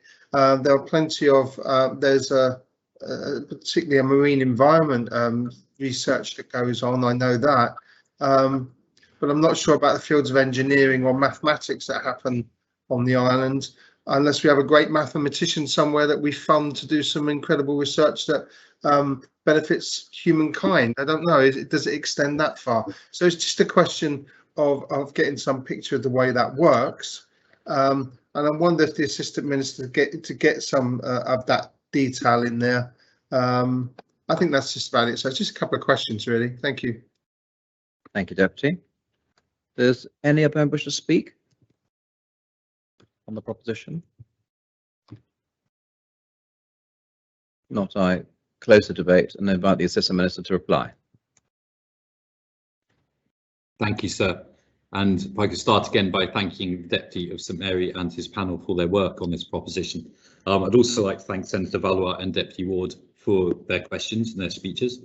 I'll start with Senator Valois as she went first. It's interesting how the department's supporting the JCF. The JCF is setting up specialist committees because, as I understand it, the JCF recognised the difficulty that they may have in understanding whether one, let's say, research topic was more beneficial than another. So that they are setting up specialist committees to advise them on allocation. And obviously, from the perspective of the departments, government departments, whilst we stand ready to provide help when requested, it's really important that this whole process is depoliticised. So we aren't directly advising them on how to distribute those proceeds or where to distribute those proceeds. That's what these specialist committees are for. As for the publication or the promotion of these funds, again, that is down to the Jersey Community Foundation and the Association of Jersey Charities to do that. They advertise and use their own methods for letting people know that these awards or these monies are available to them. Deputy Ward, the 10%, if off the top of my head from the 2019, I believe actually it was slightly more than 10% that was being used, and I had also identified that we want as little to go on administration as possible, whilst also recognising that we have asked Jersey organisations to undertake this work specifically to keep that work within Jersey, and they do have Deputy Ward called it a Jersey premium. Rather than Jersey premium, I'd say it's almost an isolation premium. Those organisations have to work without any wider networks. They can't pull on other branches. They don't have economies of scale, that sort of thing. So 10% is seen as a fair start, kind of not starting point. JCF started slightly higher than that last year with their setup costs, but a fair point from now on. And certainly from my perspective, I'll be looking to see if we can bring that down further as we go forward, because the less we have spent in administration, the better. But at the same time, we do want the JCF and the AJC to undertake this in an entirely professional manner, so they do need the means to be able to do it. With regard to whether it's a postgraduate funding mechanism, I don't believe there are guidelines in place in that respect, and so in that sense, yes, it could be. The wording of that proposition comes from the wording of the proposition that the States Assembly passed as lodged by Deputy Guida last year. So I believe Deputy Ward most likely took part in that debate. And so that's where the exact wording of mathematics and the other sciences comes from. It's from that original proposition. I'm very happy to get back to the Deputy to confirm whether or not postgraduate funding is something that would be that the JCF would consider providing support for through this, because in my view it is something, but they may have a different view, so I'll check that for him. And with that, maintain the proposition and ask for the appel, please, sir. Thank you. The appel is called for. In a moment, the greffier will add a vote into the chat channel of this meeting. She has done so. The vote is open, and I ask members to cast their votes.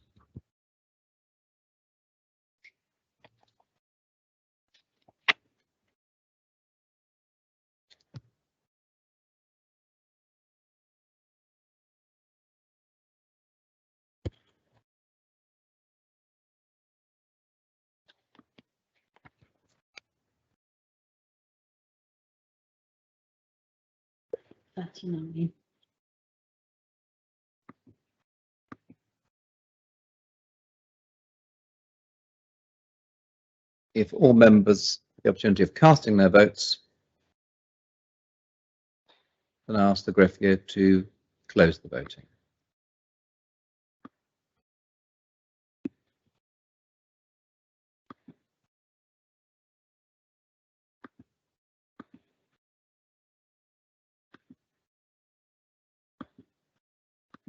And the proposition has been adopted unanimously. 39 votes for on the link and 3 votes for in the chat before the voting was closed. No votes cast.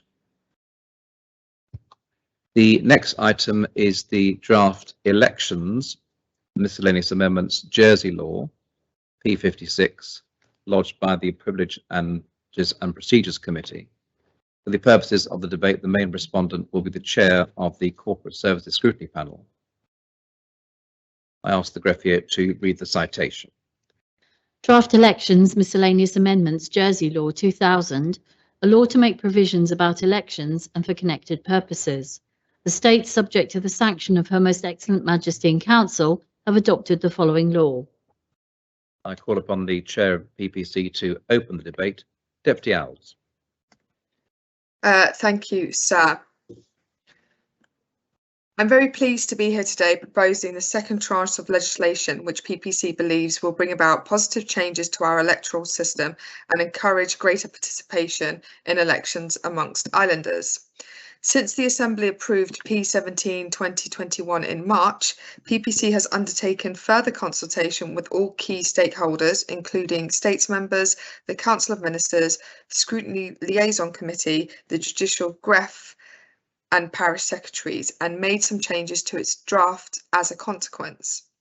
This legislation is a response to the Election Observer's mission recommendations, but it also takes into consideration feedback from PPC's broader consultation and implements changes resulting from a number of states' decisions since 2018 to adopt propositions relating to election procedures, including the amendment of Conotab of St Martin to P139 2020, the composition and election of the state's proposed changes.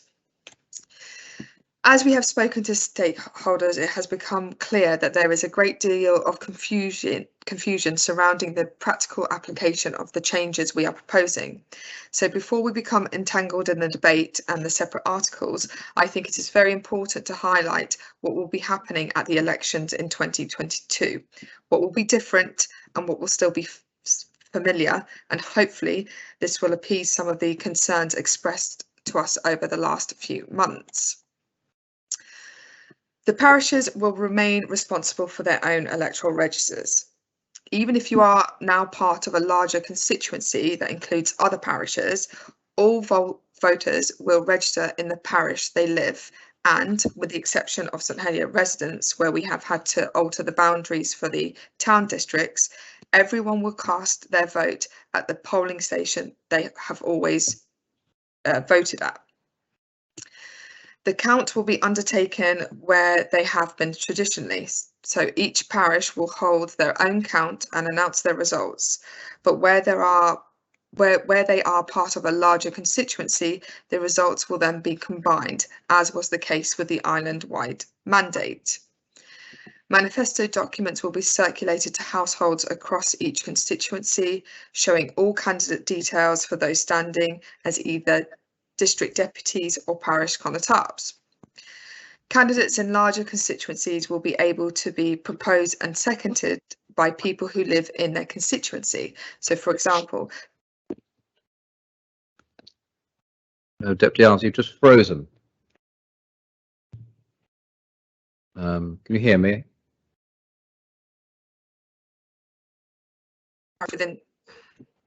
We lost you there for a little while. Sorry, sir, I think my connection cut out. Apologies. What was the last thing you heard? Well, we just got past the bit about votes being combined across the parishes and people being proposed and seconded in the whole district. That was the last thing you were talking about. Okay, that's great. Thank you, sir. Okay, I'll switch off my camera. That might help.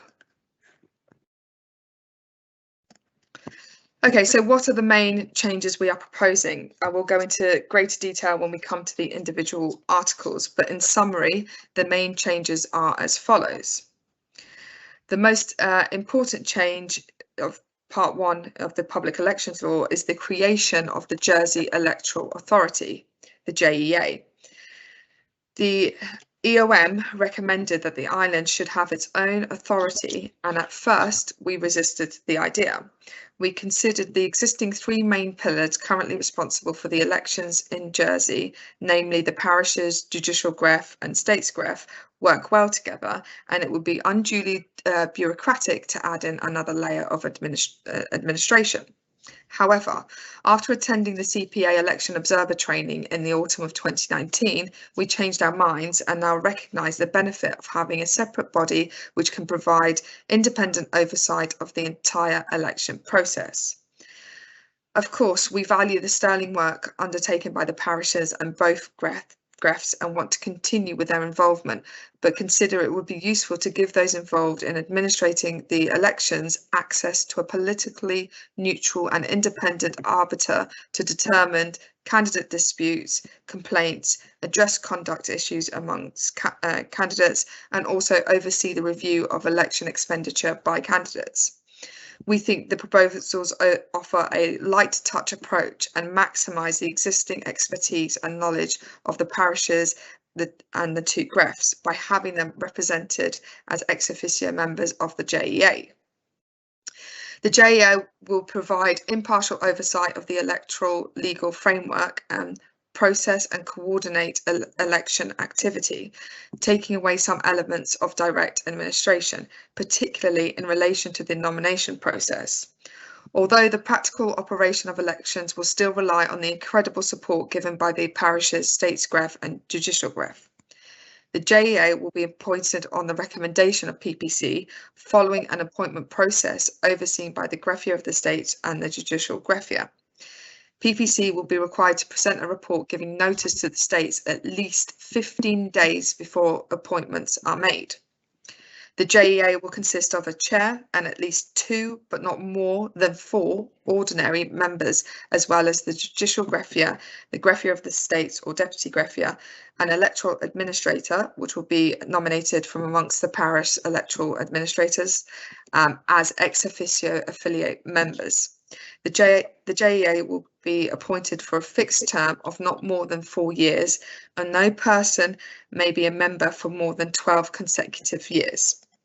The JEA membership criteria excludes anyone who has been a states member in the 12 months preceding their appointment, states employees, and anyone who works in an area from which a benefit of membership of the JEA could be derived.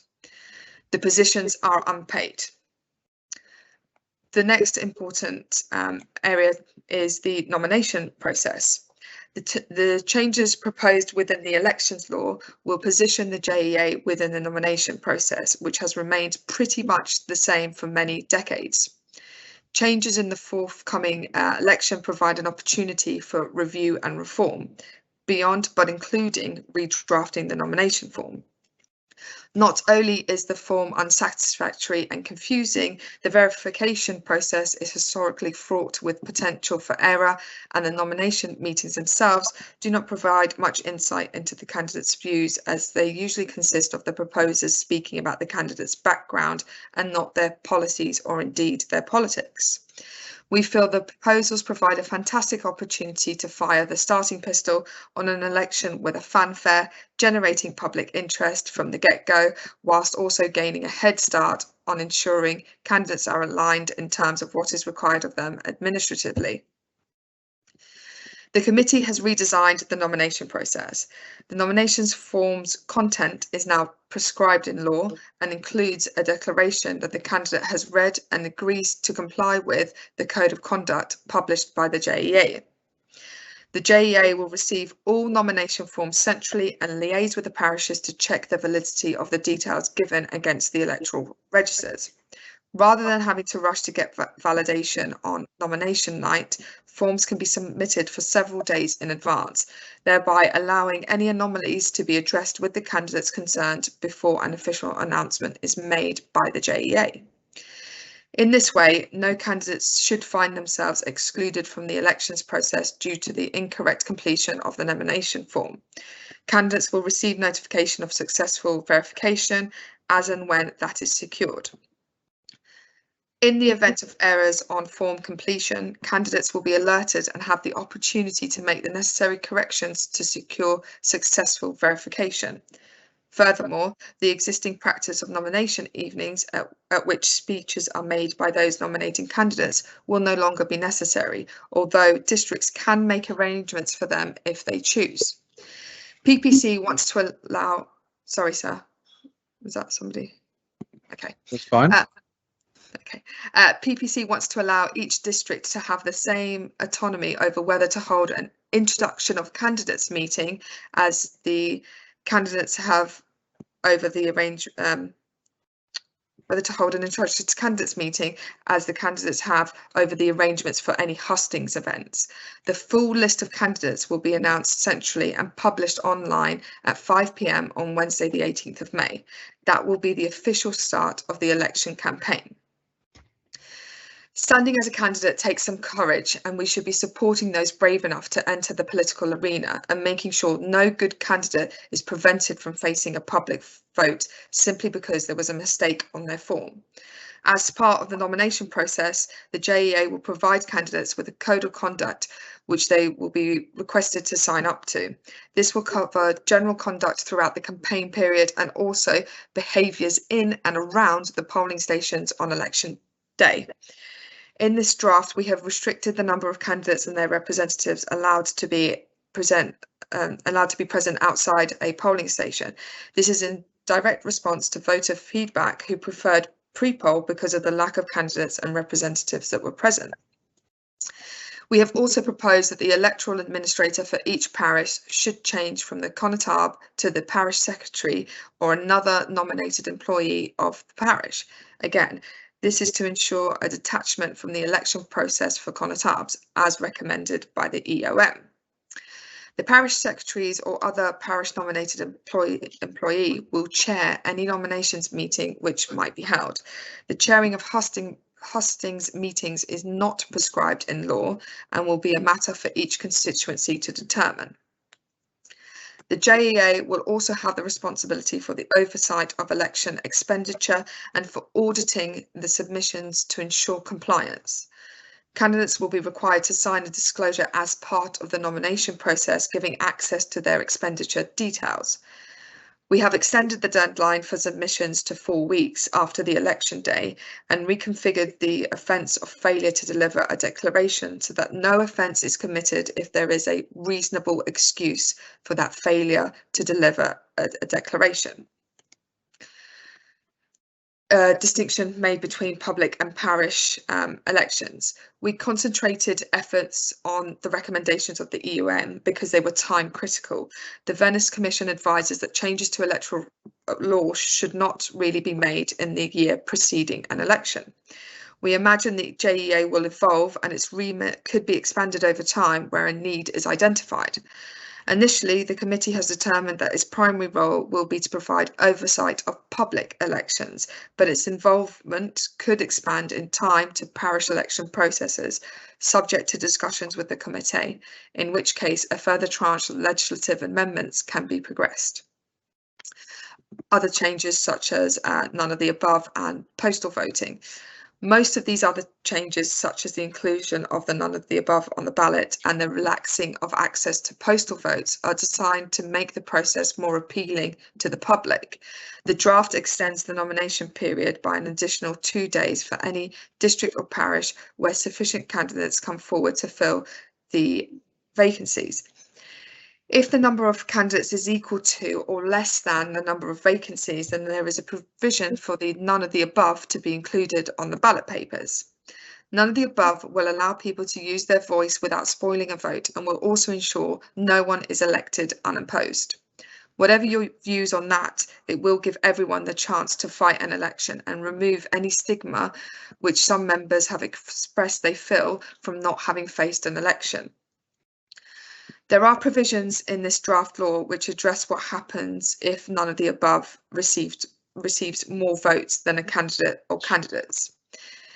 If none of the above tops the polls, then a further election will be required.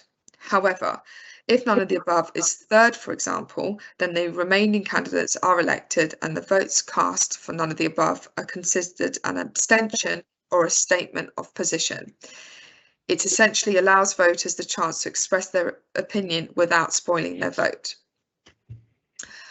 Photos of all the candidates will be made available in each polling booth, and the definitions of a spoiled paper and a doubtful vote are made more explicit for the purposes of the return.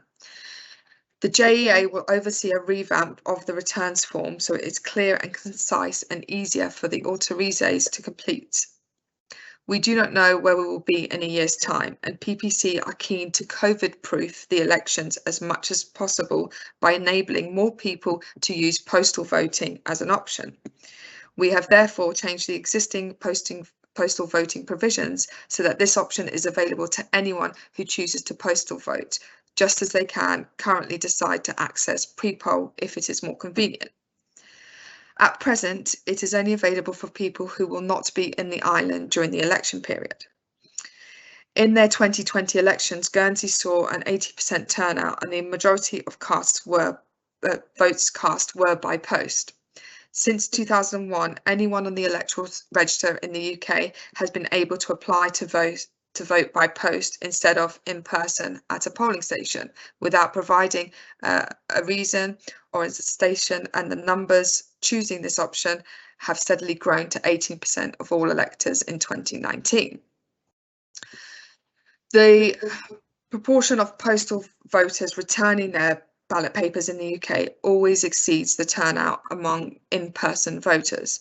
According to the UK Electoral Commission, there is no evidence that mail balloting increases electoral fraud, as there are several anti-fraud protections built into the process designed to make it difficult to impersonate voters or steal ballots. As with all postal voting systems, it is essential that the integrity of the ballot is protected and the electorate receive clear guidelines about how to complete the statement of authenticity to avoid spoiled or compromised votes.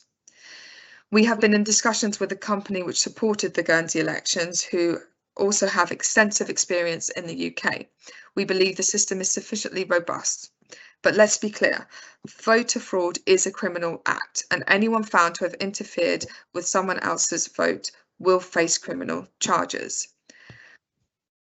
Those who find themselves unwell on election day will still be able to apply for a home vote. The broadening of access to postal voting will ensure islanders have a choice of options as to how they cast their vote. Part 2 and 3, which deal with the changes to the States of Jersey law and the Connotabs law. The second and third parts of the draft law make changes to the States of Jersey law 2005 and the Connotabs Jersey law 2008 to align the disqualification criteria for deputies and Connotabs. This addresses EOM recommendation 7.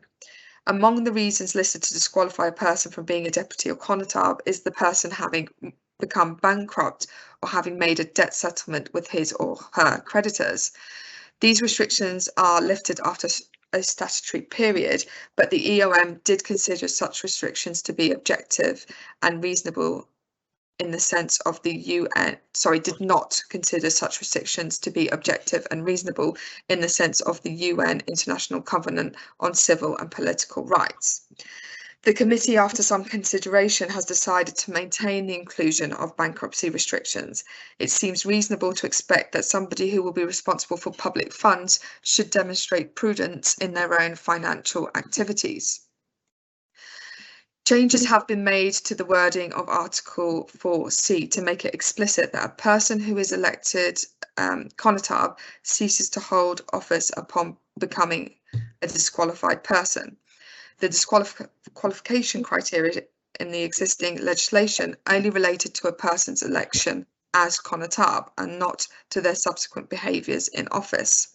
The new Article 4C addresses this anomaly and ensures parity with the disqualification criteria for deputies in office.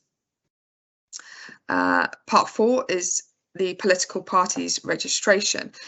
PPC has engaged a consultation to review standing orders to take account of the development of political parties, following on from the adoption by the Assembly of the amendment of the standing orders of the States of Jersey to provide for political parties, P166/2020, on the 19th of January 2021, which asked the committee to investigate the appropriateness of bringing forward any amendments to enable recognition that some elected members would be affiliated with a party by the end of 2021.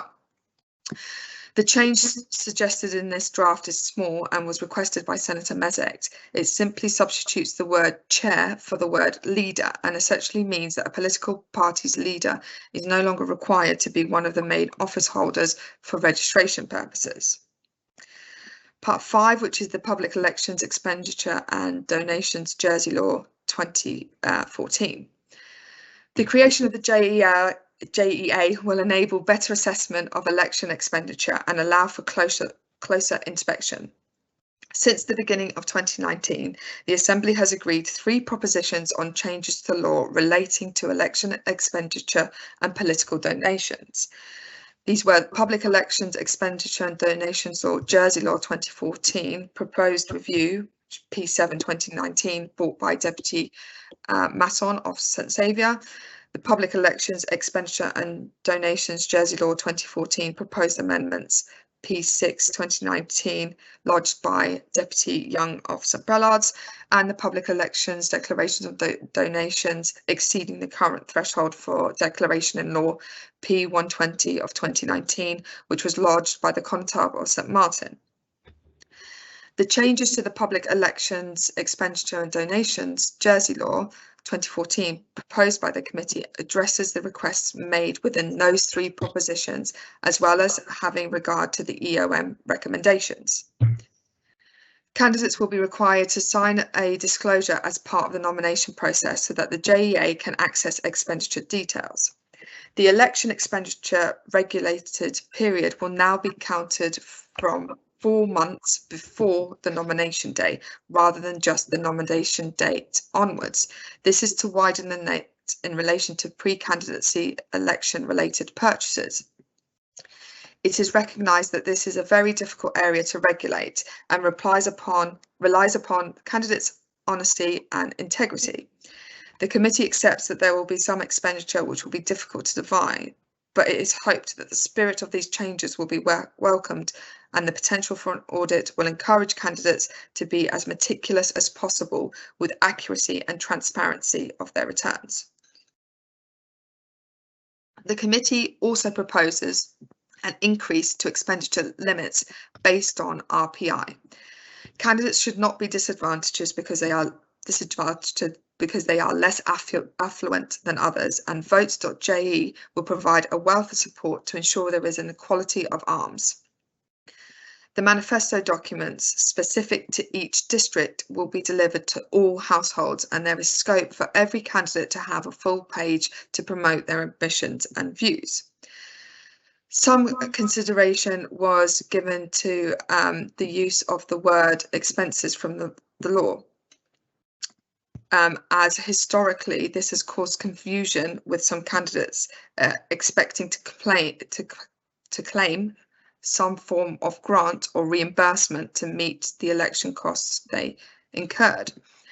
Mindful that candidates will be obliged to confirm that they have read the Code of Conduct, in which it will be made expressively clear that the cost associated with standing for election cannot be reclaimed.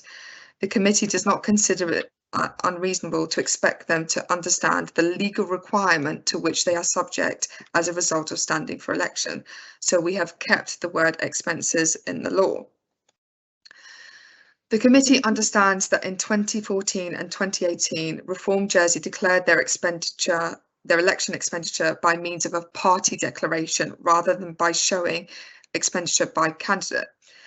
This was permitted by the judicial grefg, but was not in line with the legal requirement, which is for each candidate to submit a separate declaration. The committee considers that aggregation could cause unwelcome distortions in the system for regulating election expenditure. A party could stand a large number of candidates and focus all of its expenditure on a small number of them, but this would not be apparent if declarations were made on a party basis rather than an individual basis. As a consequence, PPC has maintained the obligation on candidates to submit individual declarations, even if they are standing as part of a political party. Where there are shared costs, for example, where several candidates are mentioned in a leaflet or on a banner, then the costs per candidate will need to be apportioned accordingly. The JEA will be tasked with outlining the guidelines it will work to in respect of election expenditure amongst parties as one of its priorities, along with the setting of a code of conduct for candidates. At present, the judicial grefg is able to use discretion when assessing the apportionment of expenditure across party candidates, and it will be important for the JEA to have a robust set of guidelines to ensure fairness and parity for all candidates. The provisions of the law will allow the JEA to request additional information from party treasurers if it has any questions about campaign expenditure in relation to one or more candidates and how this has been apportioned. A candidate's expenditure declaration after an election must include donations of over £145, showing who made the donation, the amount and where the donation took, whether the donation took the form of money, a loan, or goods and services. Anonymous donations must be given to the Treasurer of the State, and the expenditure declaration should include the total of any such donations. The same rules apply to third parties, people or groups who are not candidates but who seek to promote or prejudice the electoral prospects of a candidate or candidates. The Connotab of St Martin's proposal was that donations should be declared within 2 days of receipt. The committee have concluded that this timescale was very short, instead suggest that this should be within 4 weeks of receipt, which would align with the timescale proposed for the declaration of anonymous donations and the submission of expenditure declarations after each election. The committee is also proposing that a series of small donations to political parties from the same donor should be reported on a quarterly basis to the JEA, which would publish them online. Such donations can be aggregated for reporting purposes so that 2 separate donations by the same person in the same 3-month period are treated as a single donation of the total amount and may exceed the threshold on that basis and therefore be reportable, even if each individual donation is of an amount below the threshold. The threshold limit has not been set within this body of legislation, as the committee wishes to consult further on this and instead suggests the limits will be set by regulation, but will not be lower than the present threshold for donations to an independent candidate. Another effect of taking this approach is that the requirement for the declaration to include the sum of anonymous donations required to be sent to the Treasurer of the State under a separate provision is lost. The committee has included a similar provision in the law so that within the same period within which the donation must be sent on to the treasurer, within 4 weeks of receipt, the treasurer of the party must also report it to the JEA. Failure to comply and submit accurate returns could lead to disqualification if a candidate is convicted of certain offences under the 2014 law following a successful criminal prosecution. However, the committee has reconfigured the offence of failure to deliver a declaration so that no offence is committed if there is a reasonable excuse for failure to submit their records on time. Candidates will also have the comfort of being provided with proof of receipt by the JEA when they submit their expenditure forms. The JEA will be responsible for the publication of candidates' expenditure returns online, which will then be available for public inspection. The committee's view is that the information could be added to the vote.je website, which is already well regarded as the central resource for information about elections in Jersey. Although candidates will be informed of the deadline for the submission of expenditure declarations as part of the nomination process, the JEA will also contact candidates 5 working days before the deadline as a reminder. At present, candidates who run unopposed are not required to submit a declaration of expenditure. PPC considers that this will become obsolete if the inclusion of the none of the above on the ballot papers is approved. But if that is not endorsed by the Assembly, then the committee will bring forward additional changes to the law in order that all candidates be required to submit a declaration of expenditure. I would like to thank the committee for their 4 amendments which PPC have considered and are happy to accept. I'm very grateful for their suggestions, which I think will enhance the legislation. I know that there are those who still think that our efforts will come to nothing and voter turnout will remain terribly low in Jersey. I sincerely believe that will not be the case, and that all of the changes PPC has suggested will reinvigorate our electoral system. But it is up to Islanders to make that a reality.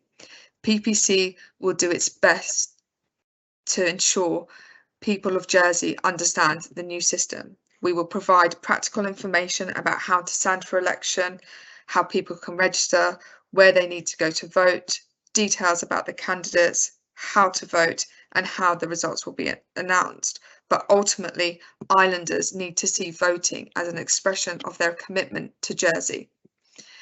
As Barack Obama said, there is no such thing as a vote that doesn't matter. PPC believes the changes we are proposing will let every eligible voter know that their voice is important to this Assembly. We want them to be heard, and we believe that everyone's vote really does matter. And so with that, sir, I urge members to endorse the principles. I propose the principles. Thank you, Deputy. Are the principles seconded? Yes, sir. Does any member wish to speak on the principles?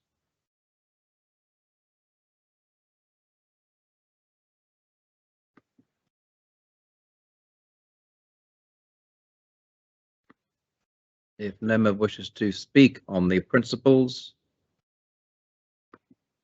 then I close the debate on the principles, and in a moment the greffier will add a vote into the chat channel of this meeting.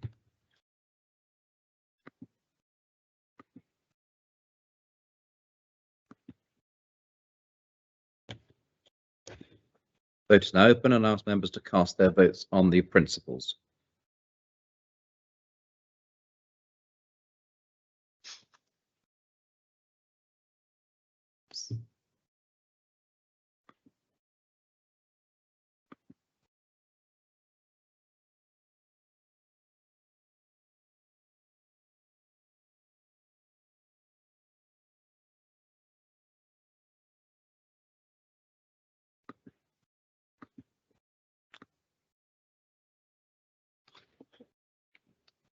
Thank you, Maureen.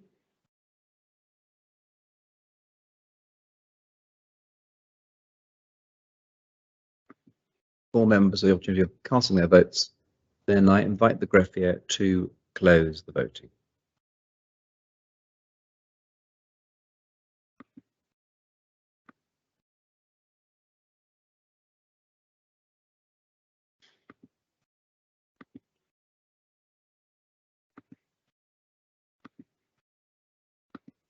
and the principles have been adopted. On the link, 38 votes pour and 2 votes in the chat, making 40 votes pour and 3 votes contra, 2 in the link and 1 on the chat. Can we have the 2 in the link? Oh, I can see them now. Thank you, sir. Yes. Voting contra in the chat was the Conotab of St Mary, and in the link, Senator Ferguson and the Conotab of Trinity voted contra. The principles having been adopted, understanding Order 72, I am required to ask the relevant scrutiny panel if they wish to consider this matter. Senator Moore, it's not clear to me which scrutiny panel might necessarily be relevant in these particular circumstances. And as president of the Scrutiny Liaison Committee, I need to take your advice in that regard. Do you have any views on this point?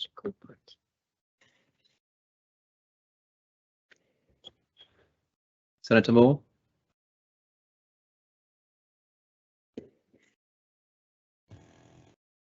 Sir, it's normally corporate affairs when it's PPC legislation. Thank you, sir. Yes. Thank you, Deputy Masson, if that was you. Do you have wish to scrutinise this matter? Also, I'm not on that committee. It must be the Vice Chair that will need to answer. Forgive me. Is anyone who is a member of that committee able to make observations?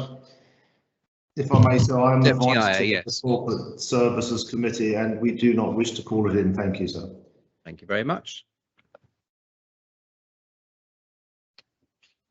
Chair, how do you wish to propose the articles in second reading? There are 106 articles and 2 schedules. There are 4 amendments from the Comité des Connétables, 1 to Article 7, 82, 102, 103, another amendment to Article 10, another to Article 12, and a final amendment to the second schedule. And I think you've indicated in the course of your speech on the principles, Chair, that you accept the amendments. Is that right? Yes, that's right, sir. Does any member object to taking the articles as amended? Thank you. Chair, how do you wish to propose the articles? So, as you said, sir, there are 106 articles. Several deal with major changes, which I described in my earlier speech. So I propose to take them in tranches and will answer any questions that members have. I know that some elements will be more controversial than others. So can I propose to take Articles 1 to 6 first on block? Yes. So Article 1 changes the short title of that law so that it refers to elections rather than public elections.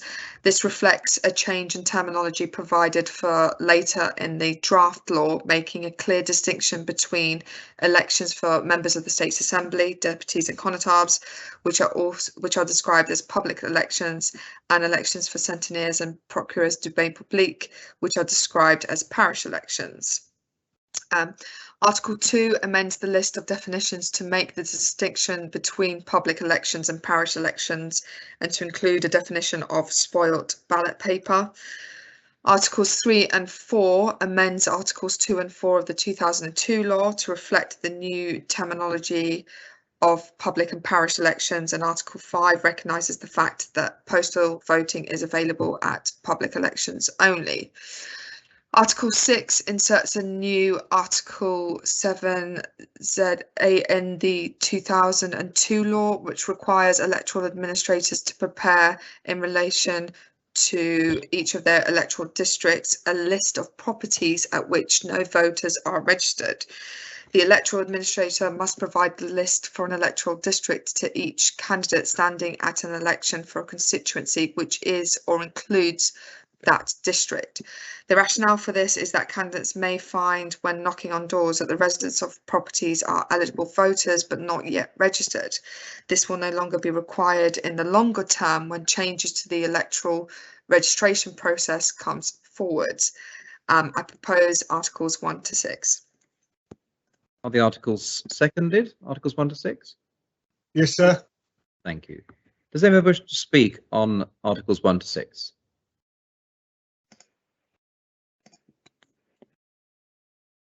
Thank you. Is there any objection to? Oh yes, Conatable of St Lawrence. Thank you, sir. And I'm sorry that I indicated that I wish to speak in such a brief manner. So draft Article 6 on page 42 proposes the insertion of Article 7ZA in the Public Elections Jersey Law 2002. This article will require the preparation of an electoral register before the 1st of November, showing the units of dwelling accommodation in respect of which no person is registered as an elector. The report of PPC does not amplify the purpose of this register, although the article provides that each candidate in an election should receive a copy. However, there are a few points to be considered. A candidate is a person who has been admitted as a candidate in an election. The report to P56 of 2021 gives a suggested timetable for the 2022 elections. Nominations will be announced on Wednesday, the 18th of May, 2022, so a person is then a candidate, and we heard that a moment ago from the chairman. It is only after this announcement that a candidate may receive the electoral register. The Article 7ZA register is to be prepared before the 1st of November. There may well be dwelling accommodation with no person registered as an elector on that day. But as each person has a duty to register when they are entitled to be an elector, it is highly likely the situation for that property may change between the 1st of November and the 18th of May 2022. The information will therefore be over 6 months out of date. And my question to PPC, sir, is to ask them whether they have considered the data protection implications of providing potentially out-of-date information to candidates. And so a candidate in an election is also entitled to a copy of the electoral register in force for that election. This register is the one that closes at midday on the day before nomination day, but it also includes the supplementary register. This electoral register is arranged in street order as well as in alphabetical order of electors. The street order register does only show the addresses where there is an elector registered. That is what is set out in Article 6.2 of the Public Elections Jersey Law of 2002. Now, if PPC and States members wish candidates to have a complete list of dwelling accommodation showing the addresses with and without electors, this should be, sir, I would suggest, provided by amending Article 6.2 and not by introducing a new register as proposed here in Article 7ZA. And my concern, sir, is that the registers prepared under Article 7ZA would differ from those prepared for the elections. A property could appear on both lists, or indeed on neither of those lists, if persons are added or removed as electors in the interim. If the amendments in P56, which we are debating now, extend the regulation-making powers of the states in relation to the Public Elections Law, the Assembly should, I believe, sir, consider rejecting draft Article 6 on page 42 and thereby not inserting Article 7ZA And I submit, sir, that instead it should make a future amendment to Article 6(2) of the Public Elections Law. And I would ask the chairman of PPC to consider that very carefully, sir, and to respond, sir, to the points that I have made. And I would just reiterate, sir, that in my view, it would be better to reject Article 6. Thank you, sir. Does anyone wish to speak on Articles 1 to 6?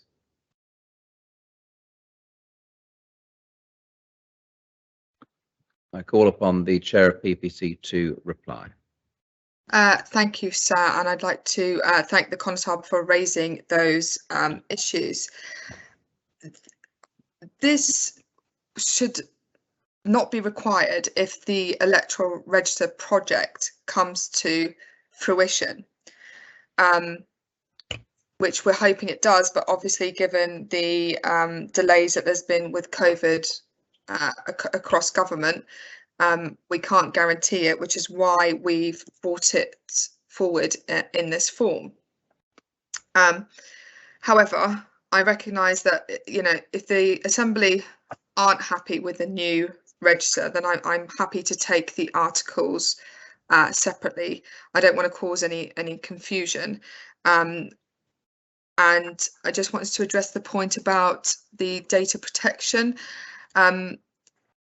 It's my understanding that each candidate has to register with the Data Protection Commissioner when they to have access to the information. They have to be registered, which I believe because I remember doing it in the last election.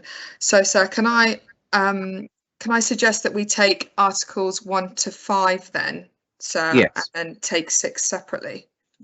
Yes. Thank you. Is there any objection on the part of any members for dealing with Articles 1 to 5 inclusive on a standing vote? Yes, sir, it's very important legislation.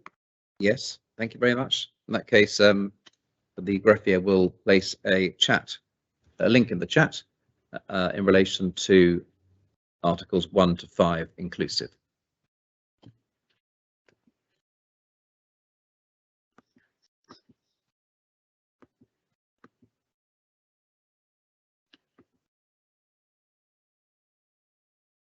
He has done so, and I ask members to cast their votes.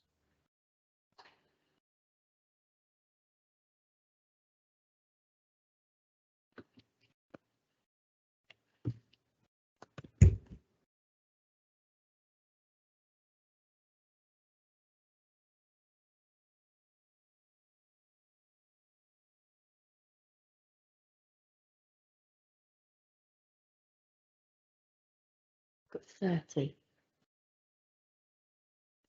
Oh, it's a bit longer screen. 33. There's a majority view.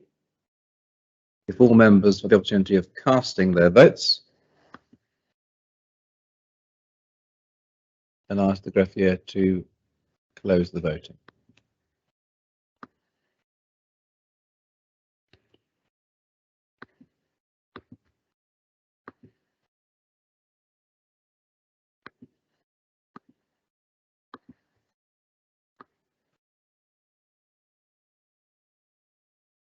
And Articles 1 to 5 have been adopted in second reading. 36 votes on the link and 2 votes in the chat, making a total of 38 votes for, and 2 votes contra, 1 on the link and 1 in the chat.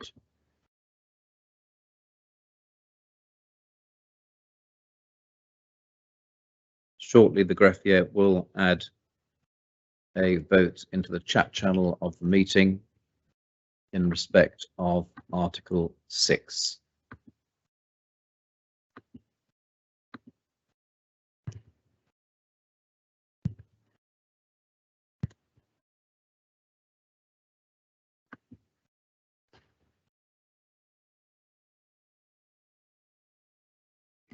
She has done so, and I invite members to cast their votes in respect of Article 6, the draft law?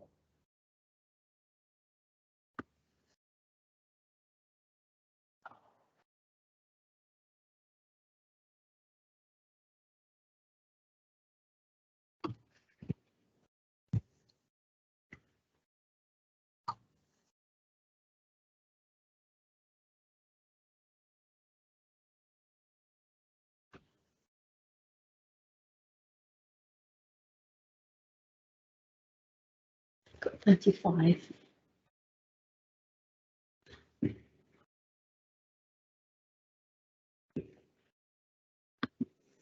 If all members have the opportunity of casting their votes, then I ask the greffier to close the voting.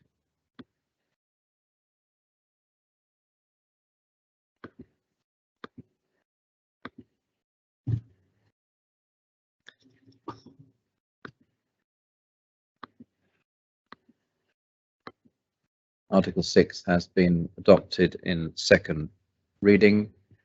On the link, 26 votes for and 10 votes contra, and 1 additional vote for in the chat, making 27 votes for and 10 votes contra.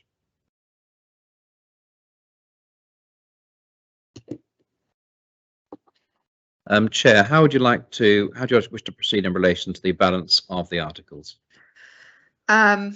So, sir, can I just propose Article 7 separately, please? Yes. So Article 7 makes amendments, Article 7 as amended by the committee makes amendments to Article 12 of the 2002 law, which are consequential on the changes to the nominations process for public elections, reflecting the fact that this will in future be different from the nomination process for parish elections. I propose the article. Is the article seconded in second reading? Yes, sir. Does any member wish to speak on Article 7?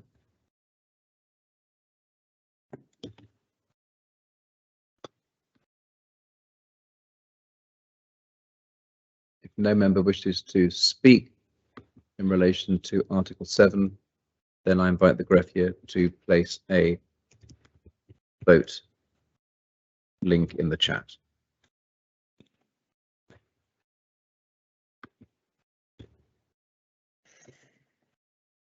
She has done so, and accordingly I invite members to cast their vote.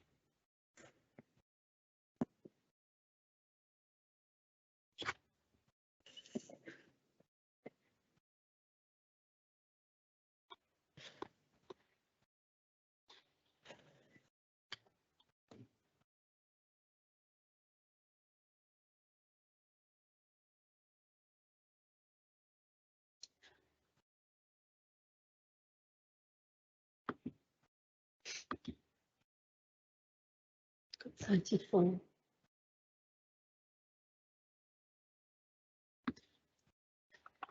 If all members have the opportunity of casting their votes, then I ask the greffier to close the voting.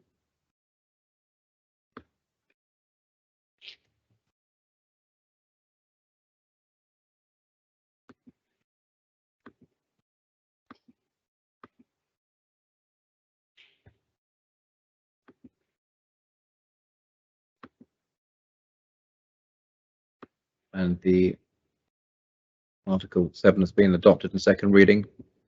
36 votes for in the link, 1 on the chat, making a total of 37 votes for, and 2 votes contra, 1 in the link and 1 in the chat. Chair, how do you wish to proceed in relation to the next tranche of articles? So I'd like to do Article 8 separately and then 9 to 12 together. And yeah. So Article 8 dealing with the Jersey Electoral Authority. That's right, yeah. Yes. Thank you.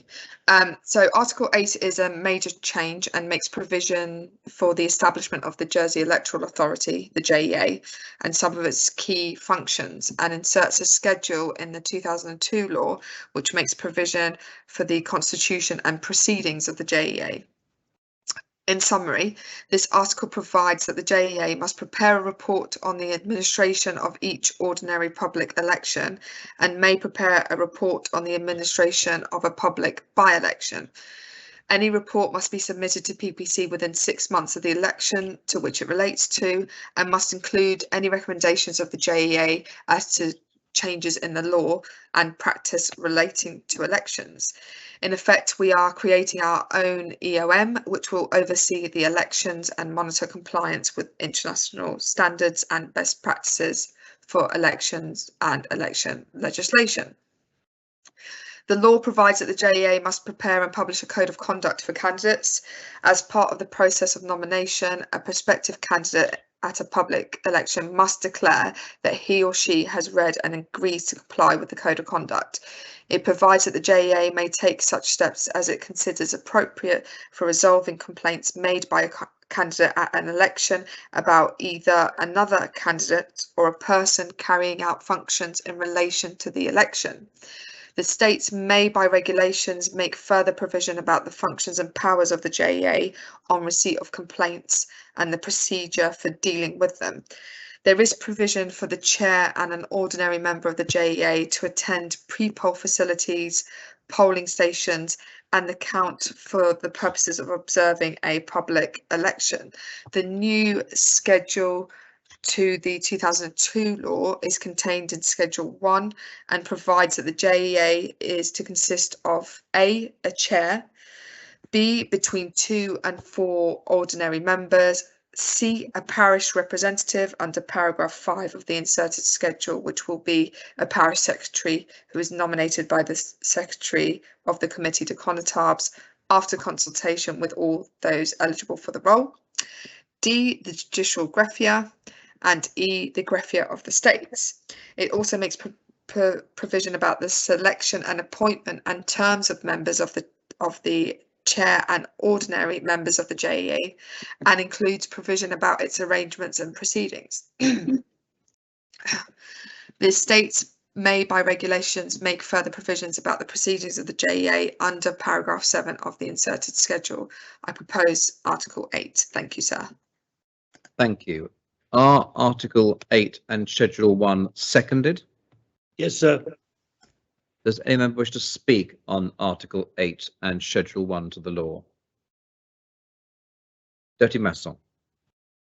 Thank you, sir. Just very briefly, I absolutely support PPC in bringing this mechanism forward. I've been the chair of the Privileges and Procedures Committee during a public election, and you do get complaints referred to you, and it's a very difficult position to be, whether a candidate or a member, to then try and have to deal with complaints on other candidates during an election. So, for example, I had one where there was a poster promoting, I think it was the use of cannabis by a school. Someone made a complaint thinking that wasn't inappropriate. But of course, all that is the responsibility of the candidate. It's not of PPC in order to deal with.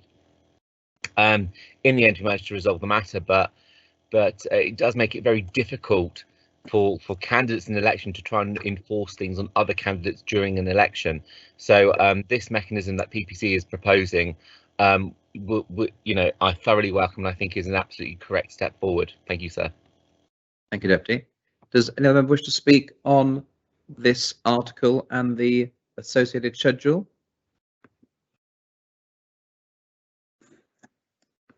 If not, then I invite the chair to reply. Thank you, sir. I don't think I have much to add other than to thank Deputy Masson for his contribution and highlighting exactly why this is a really good step forward and necessary. So, sir, I propose the Article 8 and Schedule 1. Thank you, sir. Thank you. In a moment, the greffier will add a vote into the chat channel of this meeting in respect of Article 8 and the associated schedule. The vote is now open, and I invite members to cast their votes.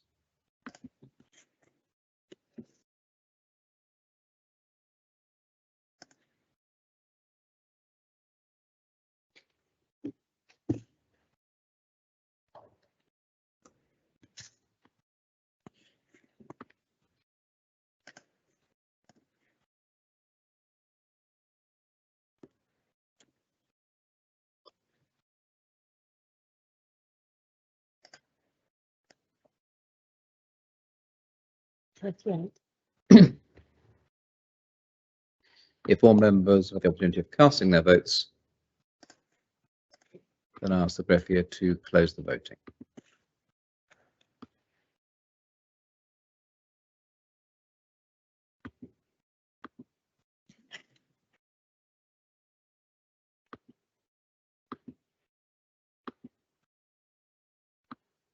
Article 8 and Schedule 1 have been adopted.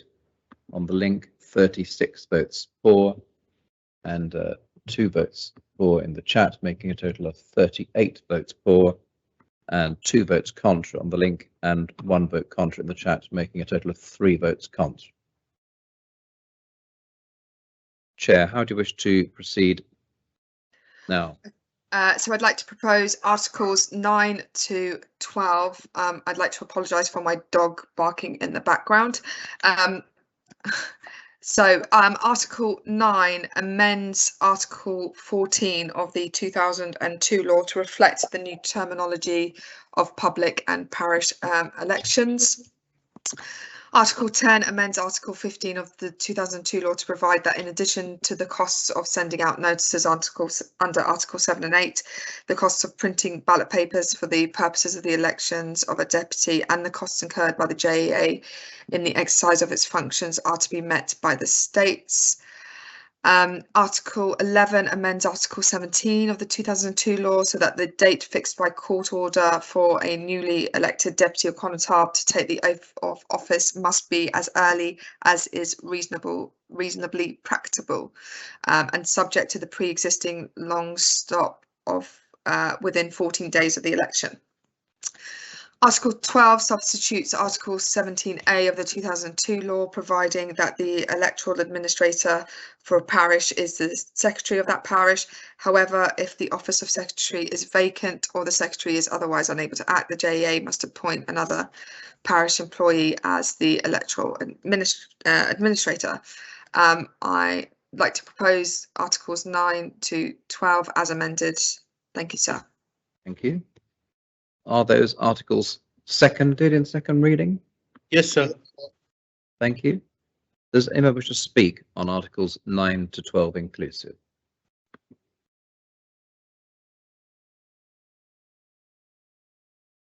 If no member wishes to speak, then I invite the greffier to add a vote into the chat channel of this meeting. The vote is open. Allows members to cast their votes in respect of Articles 9 to 12 inclusive.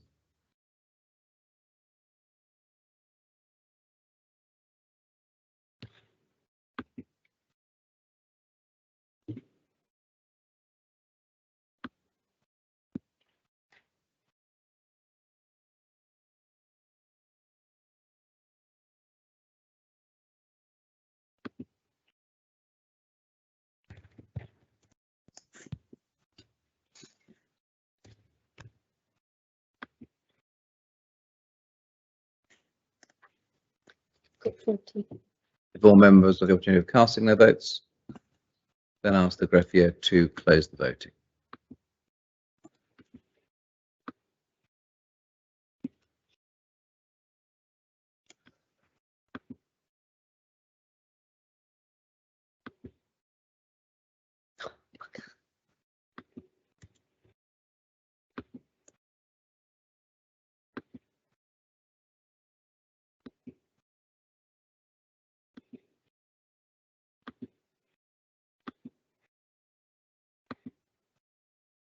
Articles 9 to 12 have been adopted in second reading. On the link, 39 votes for, 1 on the chat, making a total of 40 votes for, and as to votes contra, 1 in the link and 1 in the chat, making a total of 2 votes contra. Yes, Deputy Arnold. Thank you, sir. So I'd like to propose Article 13. Article 13 inserts a new Part 4A in the 2002 law, making provisions about the nominations process for deputies and constables. There is a provision that a person is nominated as a candidate for a public election if the person submits a nomination form within the nomination period determined by the JEA and the JEA is satisfied that the form complies with the requirements of Part 4A. There is also the provision as to the time period for the start and end of a nomination period and a requirement for the JEA to take steps to draw this to the attention of the public. Also included is a provision about the content of a nomination form, which must be in the form required by the JEA and accompanied by a photograph of the candidate. We have retained the need for each candidate to be subscribed by 1 proposer and 9 seconders. There is a provision about the declaration to be made on the nomination form by candidates who are endorsed by a political party and about the validation process for nomination forms. A form received by the JEA must be sent to the relevant electoral administrator, who must review the form for the purposes of assessing its compliance with the requirements of Part 4A, including comparing the details of the candidates, proposer and seconders with those on the electoral register, and should notify the JEA of the outcome of that review. If the JEA is satisfied following the receipt of the notification from the relevant electoral administrator or administrators that the form complies with the requirements of Part 4A, the JEA must notify the candidate who is then nominated for the purposes of the 2002 law, but does not become a candidate officially until the JEA publish the candidate announcement. If the JEA is notified or otherwise considers that a nomination form is defective, the JEA must notify the prospective candidate accordingly, and the person has the opportunity to resubmit the form within a period determined by the JEA, which may extend beyond the usual nomination period. The JEA is then required to publish a list of candidates nominated for public election. A candidate announcement may not be published before the end of the nomination period or any extended period to allow a person to resubmit the nomination form. And in the case of an ordinary public election, it must be published at least 5 weeks before the election. The day on which the candidate announcement is published is the day on which those nominated become candidates for the election.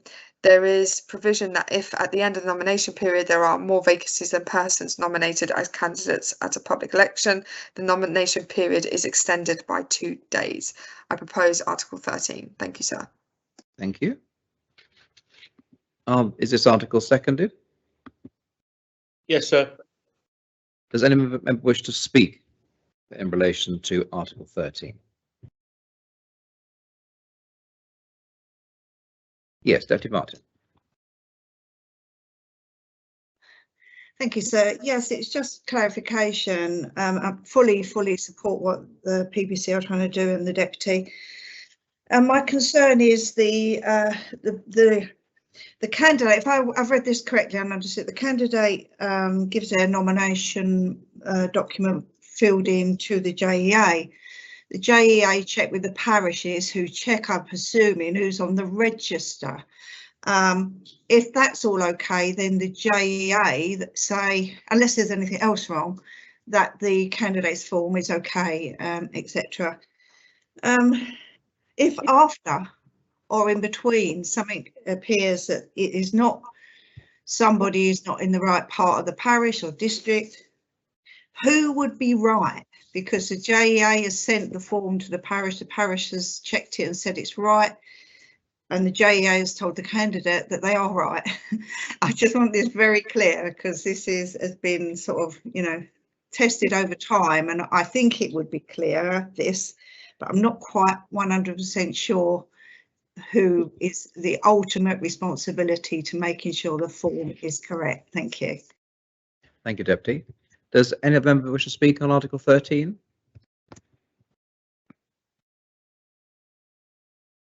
I call upon the chair to reply. Thank you, sir, and I thank the deputy for her query. So she's absolutely right in what she said, that the nomination form is given in to the JEA. The JEA then liaise with the parishes to ensure that all of the proposers are valid on there. So that the parish confirms it, but the JEA will be responsible for the announcement, and they will also be giving the candidate a confirmation to say that their form is correct. So therefore, the JEA have the ultimate responsibility. I hope that makes things clear. Thank you, sir, and I'd like to propose the article. There's a point of clarification from Deputy Wickenden. Deputy Wickenden? Will the speaker give way? Yes, of course. Yes, if you're content to accept it. Yes, thank you, Deputy Elves. Deputy Wickenden. Thank you, Deputy Elves. I just want to check because Deputy Martin obviously raises a very valid point. I went through this very situation myself where... So I raised a point of order. Sorry to interrupt the Deputy. I understood that points of clarification can only be raised at the end of a speech if the person has spoken. I may have missed Deputy Wickenden speaking, but is that the case, or have the rules changed? You can ask. He's asking for clarification of the speech in reply made by the chair of PPC. That's okay. What's okay? So I'm not sure what the procedure is on that. Is that normal? Yep. Yeah. No, it's not. My apologies for interrupting in that case.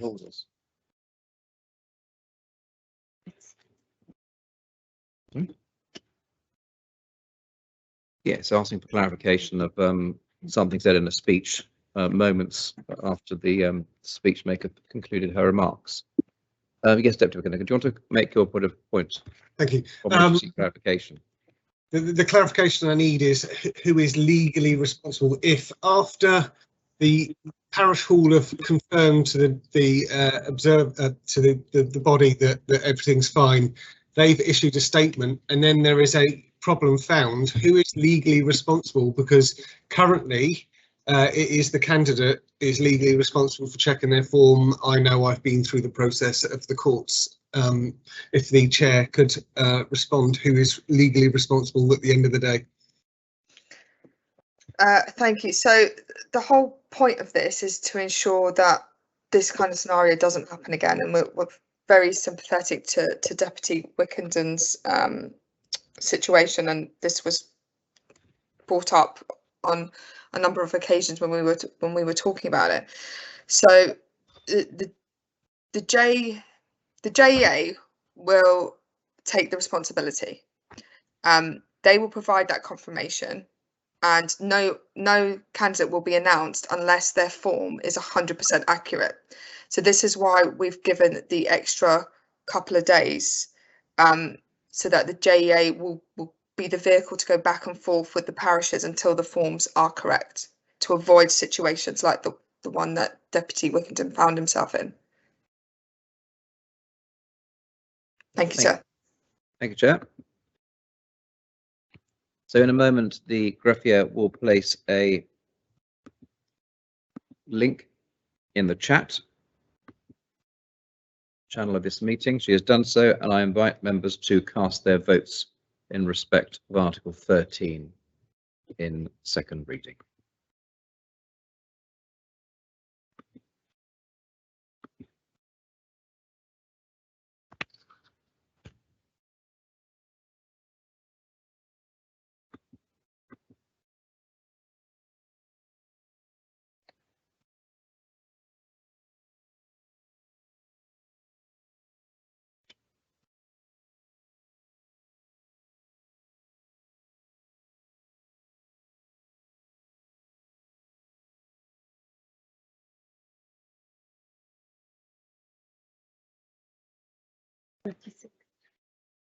All members have the opportunity of casting their votes. I ask the greffier to close the voting.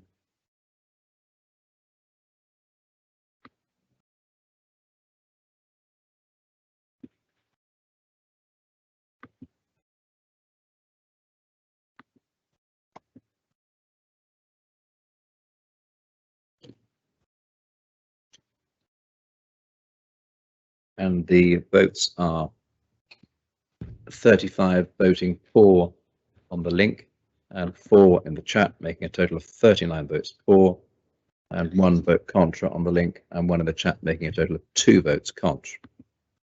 So Article 13 has been adopted in second reading. How do you wish to propose the next set of articles, Chair? So I'd like to propose 14 to 20, please, sir. 14 amends the heading of Part 5 of the 2002 law, and Article 15 inserts a new provision about the application of that part. So these changes reflect the fact that the law provides for a new nominations process for the deputies and contabs. As a result, the current Part 5 will relate only to nominations for centeniers and procureurs de bain public. Articles 16, 17, 18 and 19 make minor and consequential amendments to Part 5 to limit the application of that part to centenier and procureur de bain public elections. Article 20 amends Article 22 of the 2002 law to provide that in the case of an election for deputy or connotab, a public election, a poll will be held if there is at least one candidate for the office and constituency. It preserves the current position for elections of centeniers and procureurs de bain public, so that a poll will only be held if the number of candidates exceeds the number of vacancies, and if not, Article 21 of the 2002 law would apply.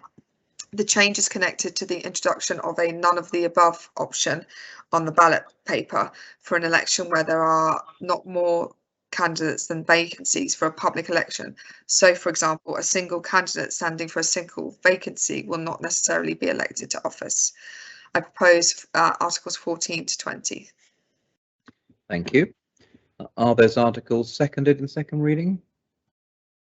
Yes, sir. Thank you. Does anyone wish to speak on Articles 14 to 20 in second reading? Deputy Masson. Thank you, sir. It's more a point of clarification, just so I know where I am, to the chair of PPC. Are we debating now the none of the above legislation, or is that to come later? Do any of the members wish to speak on Articles 14 to 20 inclusive? If not, then I invite the chair to reply. Chair. Thank you, sir. So part of it is now, but there will be part of it later as well in some of the other articles. Then I thank the chair. Thank you. Thanks, sir. I would like to propose those articles.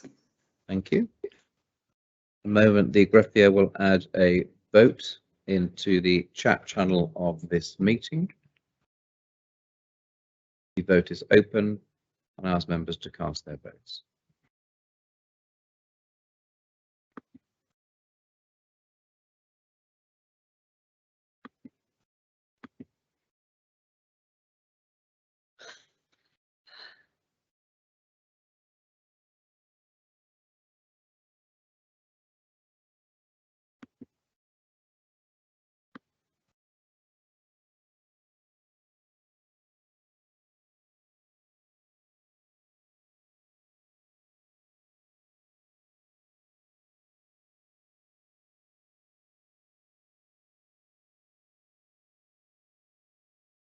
If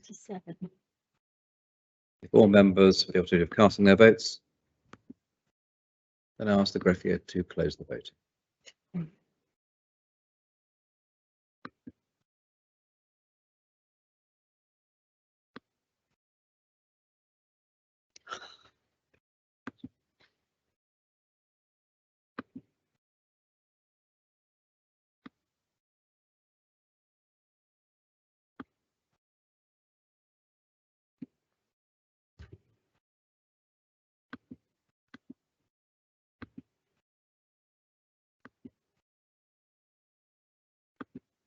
And the voting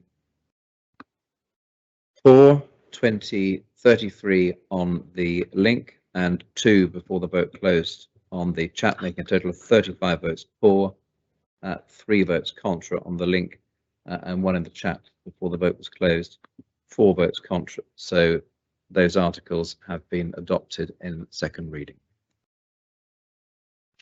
Thank you, sir. So I'd like to now propose Articles 21 to 26. Article 21 makes amendments to the Article 23 of 2002 law, which are consequential on changes made elsewhere in the draft law. Article 22 amends Article 24 of the 2002 law to provide that the responsibility for arranging the printing of the ballot papers for an election falls to the electoral administrator, although the costs of doing so for the purpose of an election to the office of deputy will be met by the states. Article 22 also amends the provisions about the content of ballot papers, including removing the need for the form to be prescribed by regulations. In the case of public elections, the amended article requires the ballot paper to include an option for voting for none of the candidates, where the number of candidates is the same or less than the number of vacancies, and indicate that an elector voting for that option may not cast a vote for any other candidate. Also, in the case of public elections, the ballot paper must be in the form and comply with such other requirements as may be specified by the JEA. Article 23 amends Article 25 of the 2002 law to reflect the new terminology of public and parish elections. Article 24 makes minor amendments to Article 26 of the 2002 law, including providing that the JEA is responsible for approving the model and marking of a ballot box for public election. Article 25 inserts a new Article 26A in the 2002 law, which requires the JEA to prepare a document containing details and a photograph of each candidate standing at a public election in a constituency and to distribute it to the polling stations. The document is to be made available in the voting booth or otherwise to persons attending a polling station. Article 26 makes a minor amendment to Article 27(3) of the 2002 law to reflect the fact that the principal autorise is responsible for the return under Article 53. I propose the Articles 21 to 26, sir. Thank you. Thank you. Are those articles seconded? Yes, sir. Does anyone wish to speak on Articles 21 to 26, inclusive and second reading? Yes, Deputy St Martin. Thank you, sir. I have to say I've tried my best to follow this, and I'm a little bit, I arrive at this point a little bit surprised, in as much as I was trying to find the relevant, the deputies just said that there's a provision here for the JEA to say that anything else may be added to the ballot paper at their whim, and that's fine. But I was looking under Article, proposed Article 22, which amends Article 24, and I thought that under that that one, that there would have been a provision to add the none of the above there, where the article is currently saying that you know, you need to list the candidates and whether they're members of political parties and other things you need to put on the ballot paper. There's nothing in there that says that none of the above. Anyway, I think so this is a long, rambled, unprepared speech about my unhappiness about none of the above. As somebody who's faced, or not faced the election twice, if you like, I've always been accused of being re-elected unopposed. I've never felt it was my fault, although I've been accused of it. If people are generally happy that the candidates that are proposed for an electoral district, they don't wish to have any more, I don't see that should be the fault. I really don't see why they should suffer this none of the above penalty. But there we are. Thank you, sir. I won't be voting in favour of this. Thank you, Deputy. Deputy Masson. Yes, thank you, sir. As with the previous speaker, I've had time to reflect on this, and I appreciate I might still be on the losing side of this battle, but I agree. I still feel the none of the above option to go through an election, to then have a constituency not represented in this assembly when you're making the biggest decisions about who's going to be the chief minister, who are going to be the ministers, which we know can be won or lost on a single vote, to not have that constituency represented because none of the above has won, to me, I can't see as being the right thing for the island at all. So I would like to be able to vote on that part separately. Thank you, sir. Thank you, Deputy. Does anyone wish to speak on these articles? Senator Mezek. Thank you, sir. Just very briefly, because I'm just really puzzled by the two previous speakers, and I confess that I'm not amazingly enthusiastic about a none of the above option. I'd prefer that we just didn't have single seat constituencies in the in our electoral system and just had the districts. I think that would be a much better way of resolving it and getting a even more proportional election result. But if what Deputy Masson has just said about a constituency being unrepresented at that particular point, then that is a very good reason for voters going to their polling station and not voting for none of the above. If they vote none of the above by majority, they will have democratically put themselves in that situation, so they'll know what they are getting for it. So it strikes me that the public will get what they vote for then, and if none of the above will cause that constituency problems, then don't vote for it. But it strikes me as weird to argue for depriving voters of any choice whatsoever.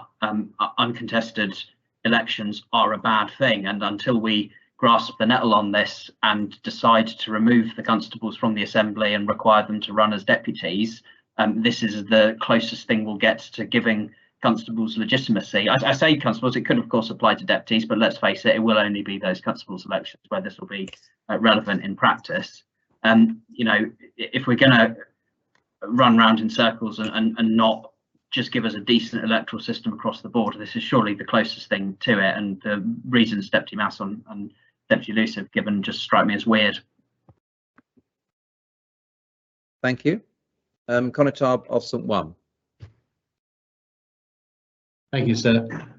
I just want to put an alternative view. I was very pleased that the Constable of St Martin put forward this proposal to have a none of the above clause in single seats. I think it allows those of us who might possibly otherwise have been elected unopposed, and having had that happen to me once, it's not an experience I particularly would like to repeat again, because with this new system, at least it allows you to demonstrate that that a number of the electorate are behind you, if indeed they are, because it encourages them to come out and vote on the basis that they have a choice of either voting for you or voting against you, even though they don't have the choice of voting for another candidate.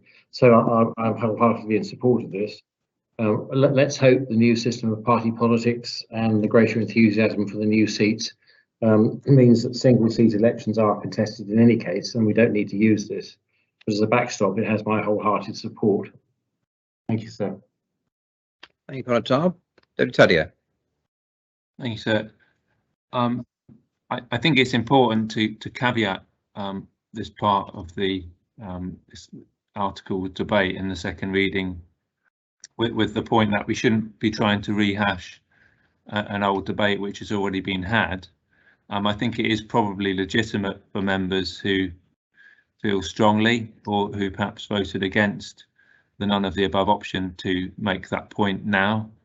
And I'm quite happy to do that, because I have a perspective which is I think it's important to vote whichever way you vote, and I think that having a none of the above option actually doesn't address the real issues here, because a none of the above is never going to win, and what it does, in fact, it's only available when there isn't a contested election, and proponents of none of the above, who I personally think are misguided, but they're entitled to their view, seem to want to have that for all elections. I mean, what happens if you've got two candidates that you don't want? You don't have the option of none of the above in that case. And of course, if somebody feels strongly about none of the above, you can stand against a sitting candidate and change your name to none of the above by deed poll if you're that way inclined, and then perhaps none of the above could actually win. I think there was a film with there was a film about that called Brewster's Millions, where he ran a campaign called None of the Above, and it wasn't designed to win, and indeed he didn't win. And I think the more relevant point is the fact that actually when it comes to single seat constituencies in the future, I think it's really important that an alternative voting system is used, because under the current system it's very possible for somebody to get elected who doesn't have the majority support of those who turned out to vote. So as we know, somebody could get elected with 40% of the vote if there were three candidates who each poll 30% of the vote split between them. But as I said at the beginning, sir, I'm a bit more relaxed about this because these are simply consequential changes. We've had the main debate, and we're putting through the democratic changes that were voted by this assembly, sir. And as I said, it's not time to rehash old arguments. Thank you, Deputy. Does any member wish to speak on Articles 16 to 20? Sorry. Sorry, 21 to 26. Yes, I call upon the chair to reply. Thank you, sir, and thank you to the members who contributed. I just want to clear something up. The detail behind the none of the above option is in Articles 46 to 56, which I'll be proposing together. This bit of the law is just the administrative part of it, so it's simply about the printing of the ballot papers. So I mean, obviously the none of the above was approved by the Assembly following the Constable St Martin's amendment. Obviously, if people still want to vote against it, I completely understand, but that detail is later on in Articles 46 to 56. This is literally just to give the option for it to be there on the ballot papers should it be passed in the other articles. So I hope that's provided some clarification to members, and I'd like to propose those articles. Thank you, sir. Thank you. At the moment, the greffier will put a vote in the chat channel for this meeting. She's done so, and I invite members to cast their votes.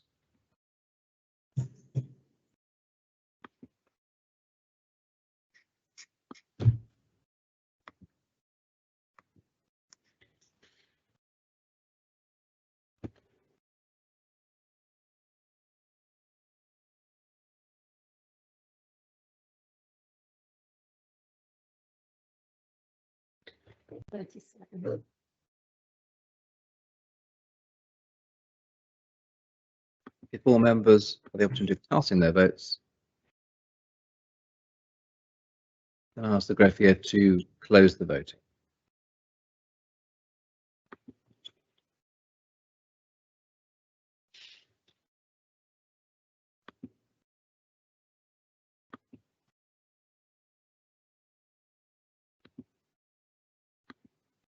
And I can announce that Articles 21 to 26 have been adopted in second reading. On the link, 36 votes for, 1 on the chat, making a total of 37 votes for, 5 votes contra on the link, 1 in the chat, making a total of 6 votes contra. Chair. Thank you, sir. So I'd like to propose Article 27. Article 27 amends Article 29 of the 2002 law. This article is a direct response to the feedback received from voters. People do not like having to pass by a gang of supporters outside the polling station and find the atmosphere intimidating. The inserted paragraphs provide that no more than one representative of a candidate, in addition to the candidate, may remain in the immediate vicinity of the entrance to the polling station while the poll is open. And for those purposes, a representative of a political party is treated as a representative of a candidate endorsed by that party. The amendments add a specific reference to the new provisions, making it clear that an autorise or a joint may give reasonable directions and take reasonable measures to secure compliance with the new requirements. The inserted paragraphs provide that the chair or an ordinary member of the JEA attending the polling station may, with the consent of the autorise, give reasonable directions on the same basis. Article 66 of the 2002 law, as amended by the draft law, provides that it is an offence to fail to comply with a direction given under Article 29. I propose Article 27. Thank you, sir. Thank you. Is Article 27 seconded? Yes, sir. Thank you. Deputy Ash. Thank you, sir. Could I just ask Deputy Alves whether or not, when you're saying a member of a party would classify as one person, if you then had 4 candidates there, would that be exceeding the limit outside? And particularly if they each had a person, that would amount to 8 if you were standing in one of the St Helier districts? Thank you, sir. Does any of them wish to speak? Yes, Senator Pallett. Yes, thank you, sir. Just picking up on Deputy Ash's point, just to clarify on 27 Article 29 1C, is this saying that if a political party does have put up 4 members, for example, in St Brellard's, they can only have, if they have a member of their party outside, they can only have 1 member of their party outside for the 4 that are standing? I just want to make sure that's clear, because that doesn't seem to be fair to me. Thank you, Senator. Does any other member wish to speak on this article? Deputy Martin. Yes, I think it's just a clarification. It's not necessarily parties, but they're valid questions. It's the combining now of parishes, but having different polling stations. So I know how senatorials work. You would normally have people standing for a person who's a senator in a lot of the districts, because they can all be voted, and this will be the same when you combine the parishes, or even the parishes that are going to have more than 1 polling station.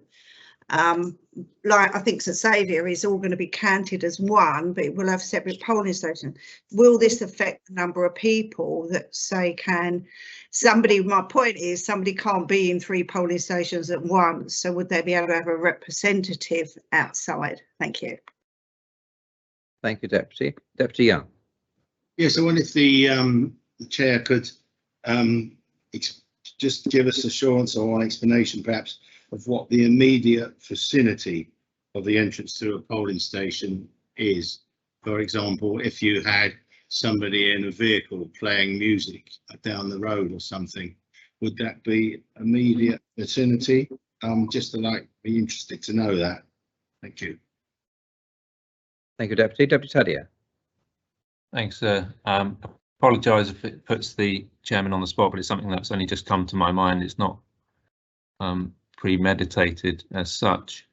I think one question I wanted to ask about the methodology of PPC was whether they had given any consideration, especially given the fact that now that the districts are usually larger, so either complete parishes where there were partial parish constituencies before, or combined parishes. And I think one of the previous speakers, Deputy Martin, made a good point, is that you can't be in at all of the polling stations at the same time. And I know that, of course, would have been a problem for the senators in the past, but was any consideration given to whether or not maybe we shouldn't allow any candidates to turn up at all, given the fact that I think there may be unintended consequences? And I know candidates may feel, I don't know if this is parliamentary, damned one way if they do or damned if they don't, because some people expect to see candidates there and will say, why weren't they there? And others, I think maybe more people feel like they have to run the gauntlet when there's a big crowd outside a polling station. And I think especially with the advent of the normalisation of party politics, that you may well see, we've heard that there may be 4 candidates for the Progress Party in St Brelard, there might be 4 candidates for Reform Jersey, there may be 4 candidates for the other 2 parties, and then you've got 16 candidates before you talk about the independents, and you could have quite a scrum there, which might well be intimidating for voters before you even start about the armed police with their tasers and green jackets. That's tongue-in-cheek, incidentally. I'm sure they won't necessarily have tasers to taser people who vote the wrong way, but you see the point is that it could be quite a crowded scenario, especially when parishes and different polling stations seem to apply different and often arbitrary rules to who is standing outside. Thank you. Thank you, Deputy. Deputy Labby. Thank you, sir. And I'll let the chair chair of PPC answered those individual questions and the numbers, etc., and I'm sure she will do that with great clarity. Yes, this has been talked about on the committee an awful lot because, of course, we're balancing the tradition in Jersey, the atmosphere, the right for candidates to make final impressions and to be present at a polling station, part of the ambience and the character of it all, with, on the other side, what the Electoral Observers Mission saw for themselves as something a little bit ugly. And also they had representations from electors on being intimidated when they went to the polls. And I've heard that the answer to that being, well, they can take advantage of the pre-poll then when there's none of that. Well, that's not good enough. We have to ensure that we're not desperately with our figures. We have to ensure that we're not putting off people from coming to a polling station and having that experience of polling on the day by being intimidated by actually having to run the gamut through what on occasions is a very big and boisterous crowd outside a polling station. The EOM were quite strong in this, and as you know, all our work was in response to that document, and the way it's going today, we're cracking on very well with ticking off a load of the recommendations, which is brilliant. So that it's a very difficult balance, but I want the Assembly to know that we've considered that very, very carefully. We felt it was wrong to and un-Jersey in a way to say, right, no candidates at the polling station, possibly undemocratic, but we are going to beef up the code of conduct for candidates, and I think especially sit-in candidates, we should all take the responsibility on ourselves to be polite and respectful, and you know, just a little bit more careful at polling stations, so that we're not deterring people from coming to elect to cast their vote. But it is a problem that has been identified. We're going to try and educate and be a bit more careful at this election. If it still carries on, then stronger measures will have to be taken. At the moment, this is a measured response. Thank you, Deputy. Does any of them wish to speak on this article? Accordingly, I invite the Chair to reply. Chair. Thank you, sir, and thank you to all those members that spoke. So, to address the query about how many representatives, party, etc., it is one representative per candidate. So, if you have 4 candidates, that's 4 representatives. Okay, it's not per party, it is per candidate. One member also raised what in the vicinity meant. It normally means in the doorway or within sight of the door. Usually, I think that's the rule that's applied to posters and things like that. Obviously, this will give the power to the autorises to decide what they think is acceptable. And ultimately, I think, like my colleague Deputy Labby there raised it is about making voters feel comfortable. Originally, we to address Deputy Tadier's point, originally we did want to ban everybody from being there, but candidates, you know, from the feedback that we got, candidates did want people to be there, which you know we can understand, because it's about overseeing and making sure that everything is running smoothly. I think I've addressed all the points. Let me just check my notes again.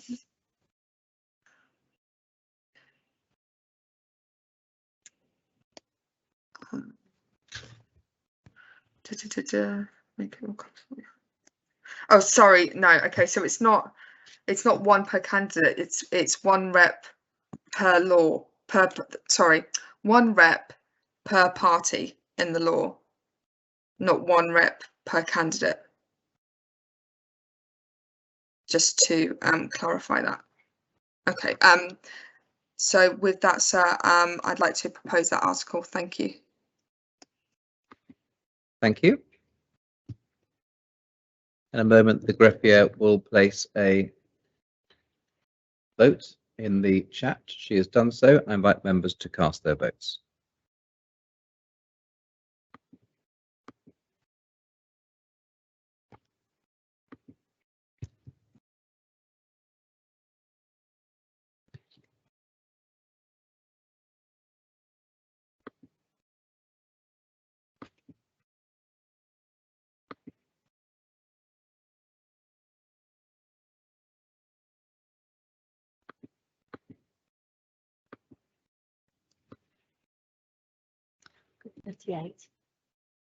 May 38. Yep. All members have the opportunity of casting their votes. Then ask the greffier to close the vote.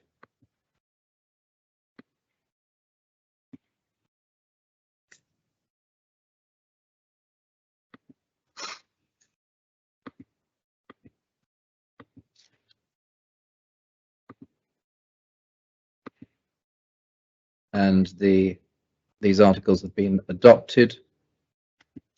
33 votes for on the link and 2 votes for in the chat, making 35 votes for, and votes contra 1 on the chat and 5 in the link, making a total of 6 votes contra. Sir, may I propose the adjournment? Yes, the adjournment's been proposed by 3 members now and seconded. Unless any member wishes to speak against the adjournment, then the states are adjourned until 9:30 tomorrow morning. Thank you, sir.